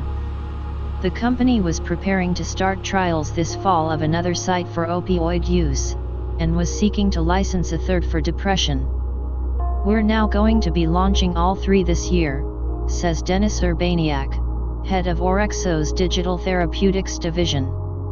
The company is working with insurers and health systems to offer Vorvida to its first U.S. patients outside a clinical trial within weeks. Urbaniak says the web therapy will be priced to be competitive with how insurers are billed for psychotherapy or counseling via video. Pear Therapeutics, maker of 3 FDA-approved cognitive therapy apps for opioid use, chronic insomnia, and substance addiction, is accelerating work on a 4th app, for schizophrenia. When the pandemic hit, the company was working toward clinical trials of the schizophrenia app, which includes exercises that help people question whether something they are experiencing is real or is a hallucination. CEO Corey McCann says Pear plans to release the app to some patients this fall, through partnerships with health providers and academic centers.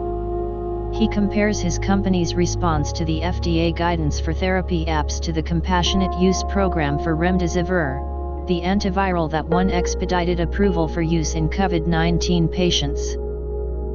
Evidence has mounted over the past decade that digital therapeutics can be as effective, or more effective, than treatment by doctors or therapists.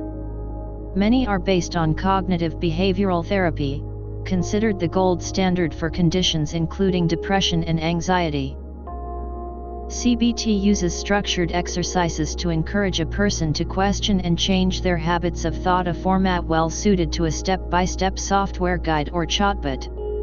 Orexo, Wobit, and Pear say they personalize their services, steering patients to different exercises based on their answers to questions. Orexo's Vorvida uses questions about a person's drinking habits and path to treatment to tailor a program plus or minus, for example, selecting exercises that can include guided meditation, creating a diary of consumption, and setting and tracking goals to reduce it. This week the FDA approved an app with a different format, a computer game called Endeavor RX from Akili Interactive that trials showed can help children with ADHD improve attention. One benefit of digital treatment is that it can always be on hand, or in your pocket. People receiving conventional therapy rarely get a daily consultation, but a digital therapist on your phone makes it easier to keep up with homework and can provide support in urgent moments. Someone in the recovery process from substance use may be awake at 2 a.m. feeling at high risk of relapse and not have anyone to talk to, says Lisa Marsh, director of the Dartmouth Center for Technology and Behavioral Health, and a member of Pear's Scientific Advisory Board. But they can have something in their pocket that helps them respond to that moment in a way that doesn't include using again. The US has lagged other countries, such as Germany, in embracing computer therapy. The body that weighs clinical evidence for England's National Health Service first recommended computerized cognitive behavioral therapy for depression, panic, and phobias in 2006, saying it could widen access to care. Alison Darcy, CEO of Wobit and an adjunct lecturer in psychiatry at Stanford, says that argument carries weight in the US, too. The company has been offering its app as a form of self-care for people experiencing symptoms such as depression and anxiety for free since 2017. While it works towards FDA clearance, it now exchanges 4.7 million messages with people a week. We just don't have enough clinicians and specialists to treat everybody, she says. The 2018 National Survey on Drug Use and Health, sponsored by the Substance Abuse and Mental Health Services Administration, found 48 million Americans with some form of mental illness, 60% of whom were not receiving treatment.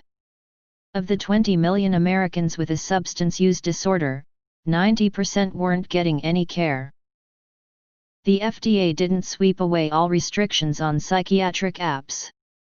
April's notice waived the requirement to submit clinical trial data but requires companies to establish security procedures, analyze the potential hazards for patients turning to their app, and advise people to first consult their doctor. The policy is still an experiment. American Psychiatric Association guidance on mobile apps advises members to be cautious because digital therapies are new and not what psychiatrists and mental health clinicians are classically trained to do. Bruce Rollman, director of the Center for Behavioral Health and Smart Technology at the University of Pittsburgh, says how doctors adapt to digital therapy will help determine the outcome of the FDA's rule change. He worked on a trial funded by the National Institute of Mental Health, which found that people with depression and anxiety were helped more by a course of computerized CBT than by physicians' usual care, and that the effect persisted 6 months later. But he cites another study as a reminder that the tech isn't perfect. A randomized controlled trial with nearly 700 UK patients found computerized CBT didn't produce better outcomes, mostly due to low engagement. Rollman takes that as a reminder that doctors need to keep supporting patients receiving digital treatments, something relatively few physicians in the US have experience with. You can't just send people a link to a flashy digital app or website and expect that people are going to recover, he says. More great Wired stories. All this chaos might be giving you crisis fatigue. How Kickstarter employees formed a union. Schools turned to surveillance tech to prevent COVID-19 spread. Everything you need to know before buying a gaming PC.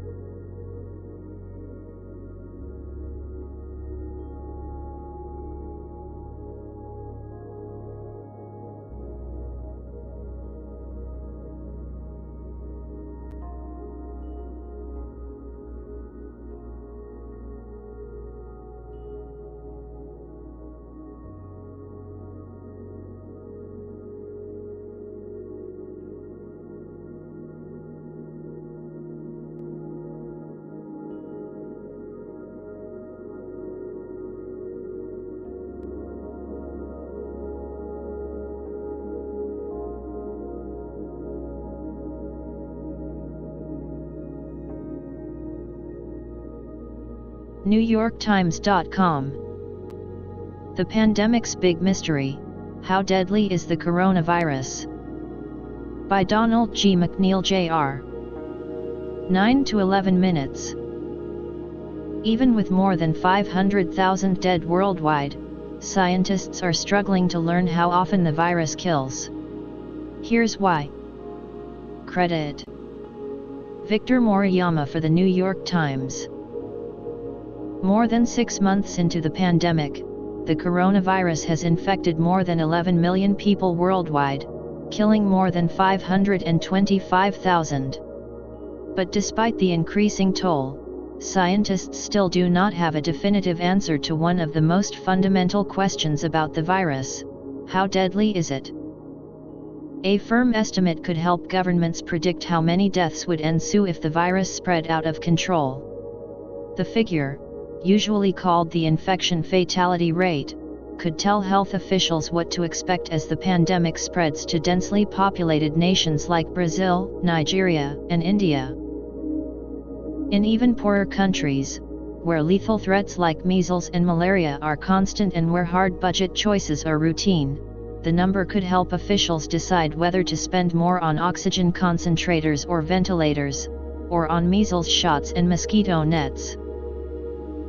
The question became even more complex last month, when the Centers for Disease Control and Prevention released data suggesting that for every documented infection in the United States, there were 10 other cases on average that had gone unrecorded, probably because they were very mild or asymptomatic.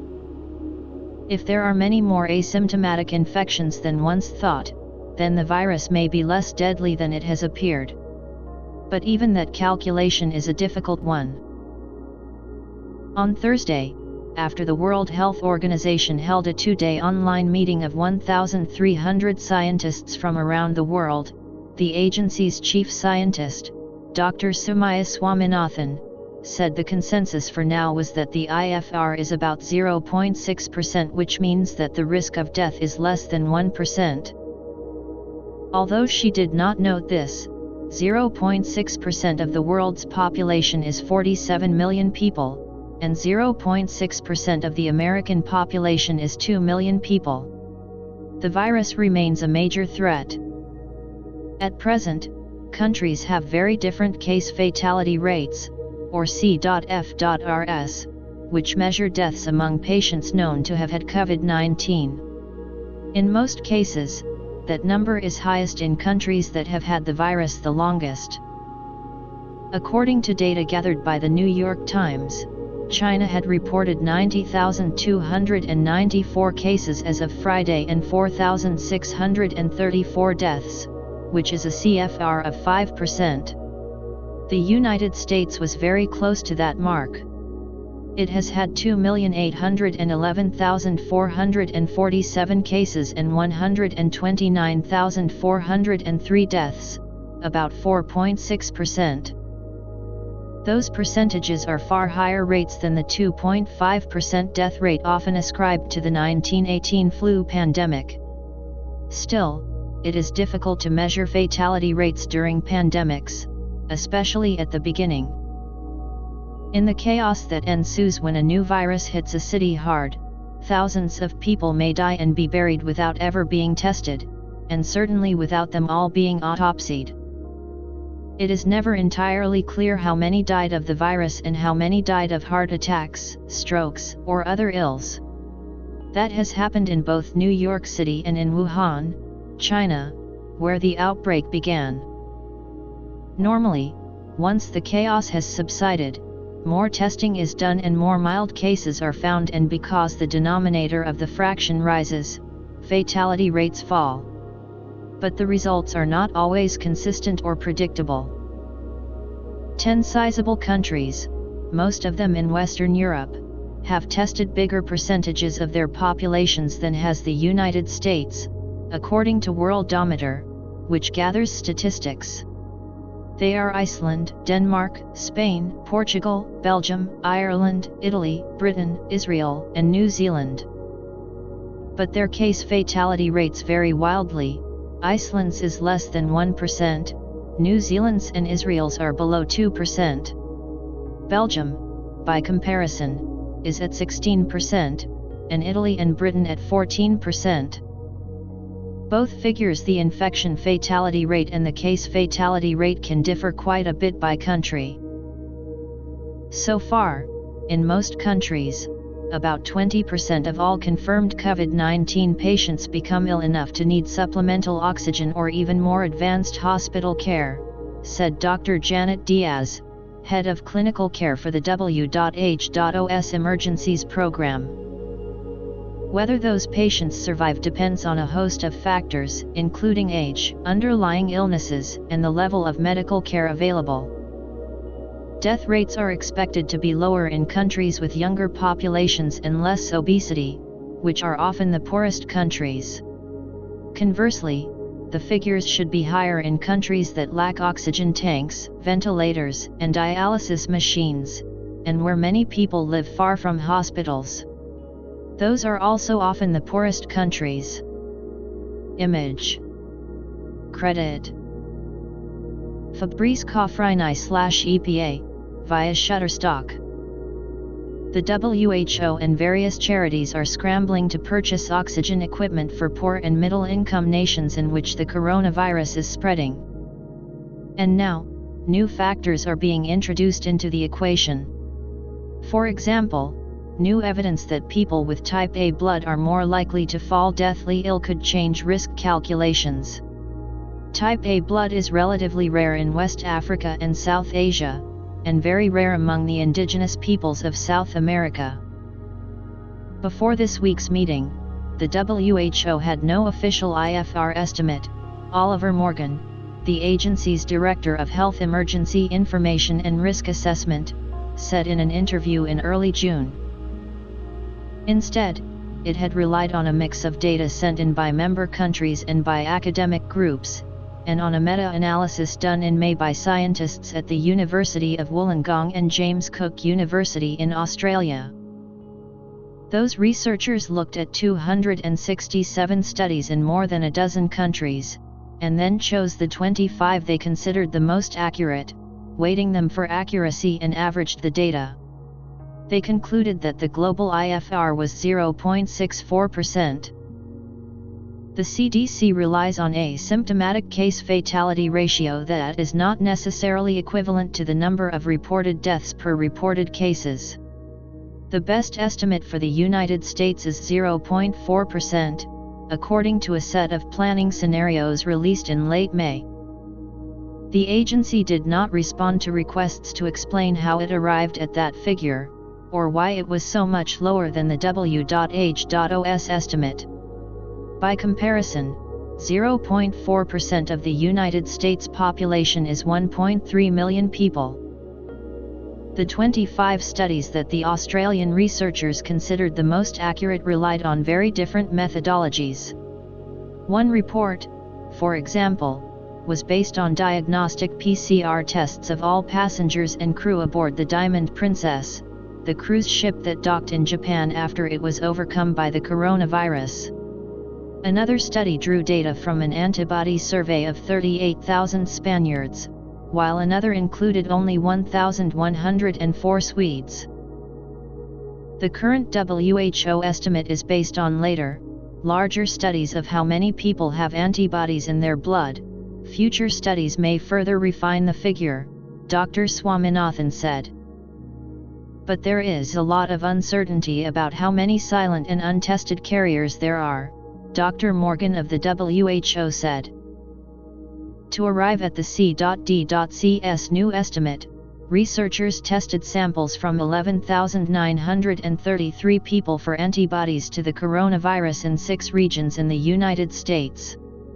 New York City reported 53,803 cases by April 1, but the actual number of infections was 12 times higher, nearly 642,000, the agency estimated. New York City's prevalence of 7% in the CDC study was well below the 21% estimated in a state survey in April. But that number was based on people recruited at supermarkets, and so the results may have been biased toward people out shopping during a pandemic, often the young, who have been less affected. The global fatality rates could still change. With 1 or 2 exceptions, like Iran and Ecuador, the pandemic first struck wealthier countries in Asia, Western Europe, and North America where advanced medical care was available. Now it is spreading widely in India, Brazil, Mexico, Nigeria, and other countries where millions are crowded into slums. Lockdowns have been relatively brief and hospitals have few resources. But the death rates may also shift in wealthier northern countries as winter approaches. Most of the spread of the virus in Europe and North America has taken place during mild or warm weather in the spring and summer. Many experts fear that infections and deaths will shoot up in the fall as colder weather forces people indoors, where they are more likely to infect one another. Discipline about wearing masks and avoiding breathing on one another will be even more important then. In each of the 8 influenza pandemics to hit the United States since 1763, a relatively mild first wave, no matter what time of year it arrived, was followed by a larger, much more lethal wave a few months later, noted Michael T. Osterholm, director of the Center for Infectious Disease Research and Policy at the University of Minnesota. More than a third of all the people killed by the Spanish flu, which lasted from March 1918 to late 1920, died in the short stretch between September and December 1918, about 6 months after a first, relatively mild version of what may have been the same virus broke out in western Kansas. We will go much higher in the next 12 to 18 months, Dr. Osterholm said. Because this is a coronavirus, not influenza, it may not follow the same pattern, but it is a much more efficient transmitter than influenza.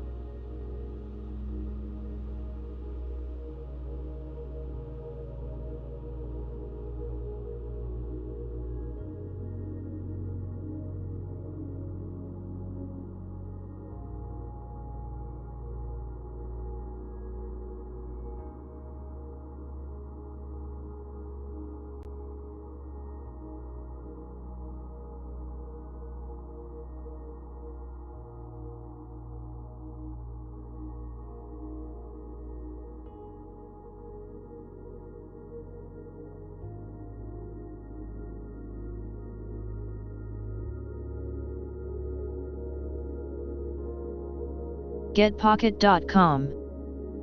The 6 morning routines that will make you happier, healthier, and more productive. 10 to 13 minutes. Of all the different things you can try to improve your productivity, a morning routine is one of the most effective. There are a few reasons why morning routines are so useful. The first is obvious to anyone who has ever procrastinated: just getting started is often the hardest part. If you can start out with the right momentum towards your goals, you'll avoid wrestling with yourself in the morning to get started. The second is that the morning, particularly before the workday officially begins, is a quiet time with fewer social obligations. For many of us, the rest of the day can present a chaotic, ever-changing blast of responsibilities, urgent errands, and unexpected interruptions. The morning, in contrast, is often the most consistent part of your day. Morning routines also set the tone for your upcoming day. Do you want your workday to begin quiet and contemplative? With vigorous exercise? Silent meditation? Creative and productive? Your morning habit can push you along a current which will carry throughout the morning and allow you to maximize whatever aspect of your personality you want to be most important. In this article, I'd like to explore a few different morning routines you can try. But first, let's talk about what comes before the morning ritual: sleep. When should you wake up? How much sleep should you get? When you talk about productivity, there seems to be two camps. Some argue in favor of waking up extremely early to maximize those early morning hours. Others say getting enough sleep needs to be the priority. If you can't go to bed by 8 p.m., you should wake up only after you've gotten 7 to 8 hours of sleep. I believe the scientific case is fairly clear. When it comes to productivity, getting enough sleep is essential. A lack of sleep causes enormous cognitive declines. It impacts your ability to form memories, and may even increase the risk of certain diseases, including cancer. Research indicates that 7 to 8 hours per day is a nearly universal requirement, so those who claim to get by on 4 or 6 hours per night might be kidding themselves. Worse, the cognitive impairment of a lack of sleep can accumulate, even if you think it has leveled off. Any morning routine you develop needs to accommodate your sleeping rhythms. Key lesson: your morning routine should allow you enough sleep. Pick a time you can wake up consistently and also get 7 to 8 hours of sleep on a normal night. Creating the perfect morning routine. I've experimented with a ton of different morning routines. Waking up super early, waking up without an alarm, exercise, learning, work, and many others. In all these different experiments, I've found that there isn't one perfect routine that will make you rich, ripped and happy overnight. Instead, there's different routines for different purposes, and so I tend to think about my routines as trying to match my most important goals of that moment. If I'm really focusing on health and fitness, starting with exercise or putting in the time to eat a healthy breakfast might go first. If I'm working like crazy, getting straight to work on my most important tasks may be better than cluttering up my morning with different tasks. Different goals, different routines. Therefore, instead of suggesting one routine, I want to suggest 6. These different routines have all served me during different parts of my life, and so you can see which feels like the best fit for you. The 6 key morning routines. 1. Exercise and energy. This routine is simple. Right when you wake up you go and exercise. Before eating breakfast, checking your phone and emails or watching some television, go out and move. I've done this before with running, swimming and even just push UPS. The first benefit of this is that it puts fitness in that all-important first slot of the day. If you've struggled with staying on a regular exercise schedule in the past, this can be a good way to make sure it is a priority. Second, this habit can wake you up. Exercise can keep you alert and mentally functioning at your prime, when a coffee may only be able to slightly prolong your later day crash. Recommended 4. If you struggle with grogginess, you've had a hard time fitting exercise into your schedule, and if you want to make fitness your top priority. 2. Meditation and stillness. Contrary to the first one, this starts with daily meditation. I've done this before with 30-minute meditation periods. It's important to do seated meditation and not do so lying down in your bed, or you'll be likely to fall back asleep. I sit on the floor, not a chair, which is not terribly uncomfortable, but also a position that requires enough muscle tension that I'm unlikely to fall asleep. I've found this helpful because it tends to leave me calm and focused. Useful if you expect to have stressful days ahead to start yourself off with a quiet mind. I also find that one of the challenges of grogginess is keeping your eyes open. Meditation allows your mind to wake up without strain, so by the time you hear the final gong you're fully awake. Recommended 4. If you want to be calm and less anxious in your day, if you've wanted to make meditation a priority but haven't had time, as an alternative if you don't like exercise first thing in the morning. 3. Get to work. The key to productivity is just doing the work. This routine underscores this by making getting some work done your first priority, so that your first break is the chance to eat breakfast, shower, shave and do the normal routine you'd do in the morning. I did this during the MIT challenge. I even have old schedules I wrote on paper which had 6:55 wake up, 7:00 start studying, written on them. I'd wake up, and in 5 minutes I'd be doing practice questions, listening to the next lecture or working on a programming assignment. Only after I did 30 to 60 minutes of this would I take a break to get ready to start my day. This works because it not only maximizes your time, it shifts your productivity much earlier. You finish much earlier in the day and can enjoy a less cluttered evening without guilt that you're slacking. The second benefit is that you get to take a break when you need it. Too many people take their break before starting, so that when they have to work they can't take a pause for fear of not having enough time to finish. Recommended 4. If you have important goals and projects that take a lot of time. If you expect to be working a lot and you're worried you won't have time to do everything. 4. Learning first. When I was planning my year-long trip to learn 4 different languages, the early morning was the only time my roommate, who went with me on the trip, and I had to do some pre-travel practice. Therefore, we woke up at 6 a.m. each day and did a half-hour of Pimsleur lessons before he got ready to go to work and I got up to start my day.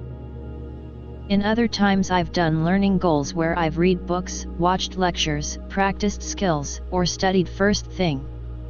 This is often useful for the same reason it's useful for meditation and exercise. It puts something you struggle to schedule first thing in your day, so you won't forget it. Recommended 4. When you want to work on an important learning goal but never find time.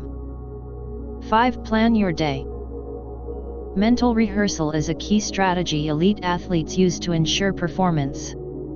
By imagining each movement vividly, they can perform better under pressure when the big event comes. You can exploit a similar impact by planning out your day in the morning. Don't just jot down some to-do items, but actually imagine working on them. What will be the complications? Where will you have gaps in your schedule that need filling? What will you need to focus on? Doing this planning first thing in the morning can be a good way to prime your day for success. Recommended 4. If you have a hectic, busy schedule. If you want to focus your mind on work and productivity, but can't start working right away. 6. Make your bed. Making your bed, brushing your teeth, showering, shaving, doing makeup, pressing your clothes and more are all little tasks that can put you in good form for the rest of your day. Such morning routines were pretty much expected a generation or two ago, but nowadays many people skip out on some of these steps as the culture has become looser. An advantage of this more traditional routine is that in putting your house and appearance in order, you put your mind in order as well. As one Admiral William H. McRaven put it, if by chance you have a miserable day, you will come home to a bed that is made that you made, and a made bed gives you encouragement that tomorrow will be better. This approach can be taken on its own, or it can be synced up with one of the other two, say 15 minutes for some key preparation activities followed by exercise, work, or study. Recommended 4. Creating a sense of order and dignity in your day. Giving you a foundation of meticulousness and conscientiousness to approach your later tasks. Add an evening routine. Morning routines are great for managing the first part of your day, but they also depend crucially on an evening routine to complement them. If you do decide to aim for an early rising schedule, you need an early to sleep routine to match it. Similarly, if you plan to work or learn first thing in the morning, you should plan out your day the night before so you know what to work on. A good evening routine should minimize blue light. A good rule is to have no screens after 9 p.m., so that the melatonin circuit that controls your circadian rhythm can start to adjust for better sleep. I often like to plan out my day ahead of time and either read a book or listen to an audiobook with the lights out for 20 to 30 minutes before sleeping to make it easier to doze off. Matched to your goals, a good routine is the foundation for success. It can help you become more productive, healthier, and happier by tweaking at one of the most consistent and important points in the day.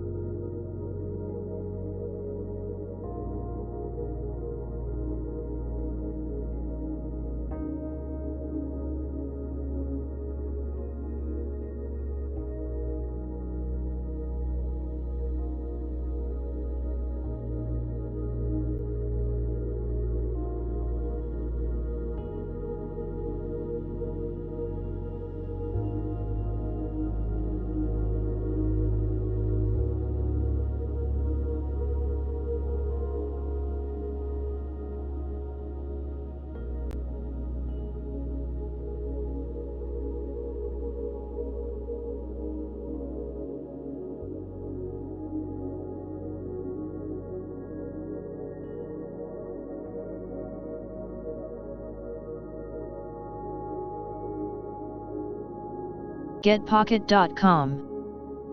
The 4 Desires Driving All Human Behavior. Maria Popova. 10 to 12 minutes. Bertrand Russell, May 18, 1872, February 2, 1970, endures as one of humanity's most lucid and luminous minds, an oracle of timeless wisdom on everything from what the good life really means to why fruitful monotony is essential for happiness, to love, sex, and our moral superstitions. In 1950, he was awarded the Nobel Prize in Literature for his varied and significant writings in which he champions humanitarian ideals and freedom of thought. On December 11th of that year, 78-year-old Russell took the podium in Stockholm to receive the grand accolade. Later included in Nobel Writers on Writing, Public Library, which also gave us Pearl S. Buck, the youngest woman to receive the Nobel Prize in Literature, on art, writing, and the nature of creativity. His acceptance speech is one of the finest packets of human thought ever delivered from a stage. Russell begins by considering the central motive driving human behavior. All human activity is prompted by desire. There is a wholly fallacious theory advanced by some earnest moralists to the effect that it is possible to resist desire in the interests of duty and moral principle. I say this is fallacious, not because no man ever acts from a sense of duty, but because duty has no hold on him unless he desires to be dutiful. If you wish to know what men will do, you must know not only, or principally, their material circumstances, but rather the whole system of their desires with their relative strengths. Man differs from other animals in one very important respect, and that is that he has some desires which are, so to speak, infinite, which can never be fully gratified, and which would keep him restless even in paradise. The boa constrictor, when he has had an adequate meal, goes to sleep, and does not wake until he needs another meal. Human beings, for the most part, are not like this. Illustration by Alice and Martin Provenson from Homer for Young Readers, 1965. Russell points to four such infinite desires: acquisitiveness, rivalry, vanity, and love of power, and examines them in order. Acquisitiveness, the wish to possess as much as possible of goods, or the title to goods, is a motive which, I suppose, has its origin in a combination of fear with the desire for necessaries. I once befriended two little girls from Estonia, who had narrowly escaped death from starvation in a famine. They lived in my family, and of course had plenty to eat. But they spent all their leisure visiting neighboring farms and stealing potatoes, which they hoarded. Rockefeller, who in his infancy had experienced great poverty, spent his adult life in a similar manner. However much you may acquire, you will always wish to acquire more. Satiety is a dream which will always elude you. In 1938, Henry Miller also articulated this fundamental driver in his brilliant meditation on how money became a human fixation. Decades later, modern psychologists would term this notion the hedonic treadmill. But for Russell, this elemental driver is eclipsed by an even stronger one: our propensity for rivalry. The world would be a happier place than it is if acquisitiveness were always stronger than rivalry. But in fact, a great many men will cheerfully face impoverishment if they can thereby secure complete ruin for their rivals. Hence the present level of taxation. Rivalry, he argues, is in turn upstaged by human narcissism. In a sentiment doubly poignant in the context of today's social media, he observes, "Vanity is a motive of immense potency. Anyone who has much to do with children knows how they are constantly performing some antic, and saying 'look at me, look at me' is one of the most fundamental desires of the human heart. It can take innumerable forms, from buffoonery to the pursuit of posthumous fame.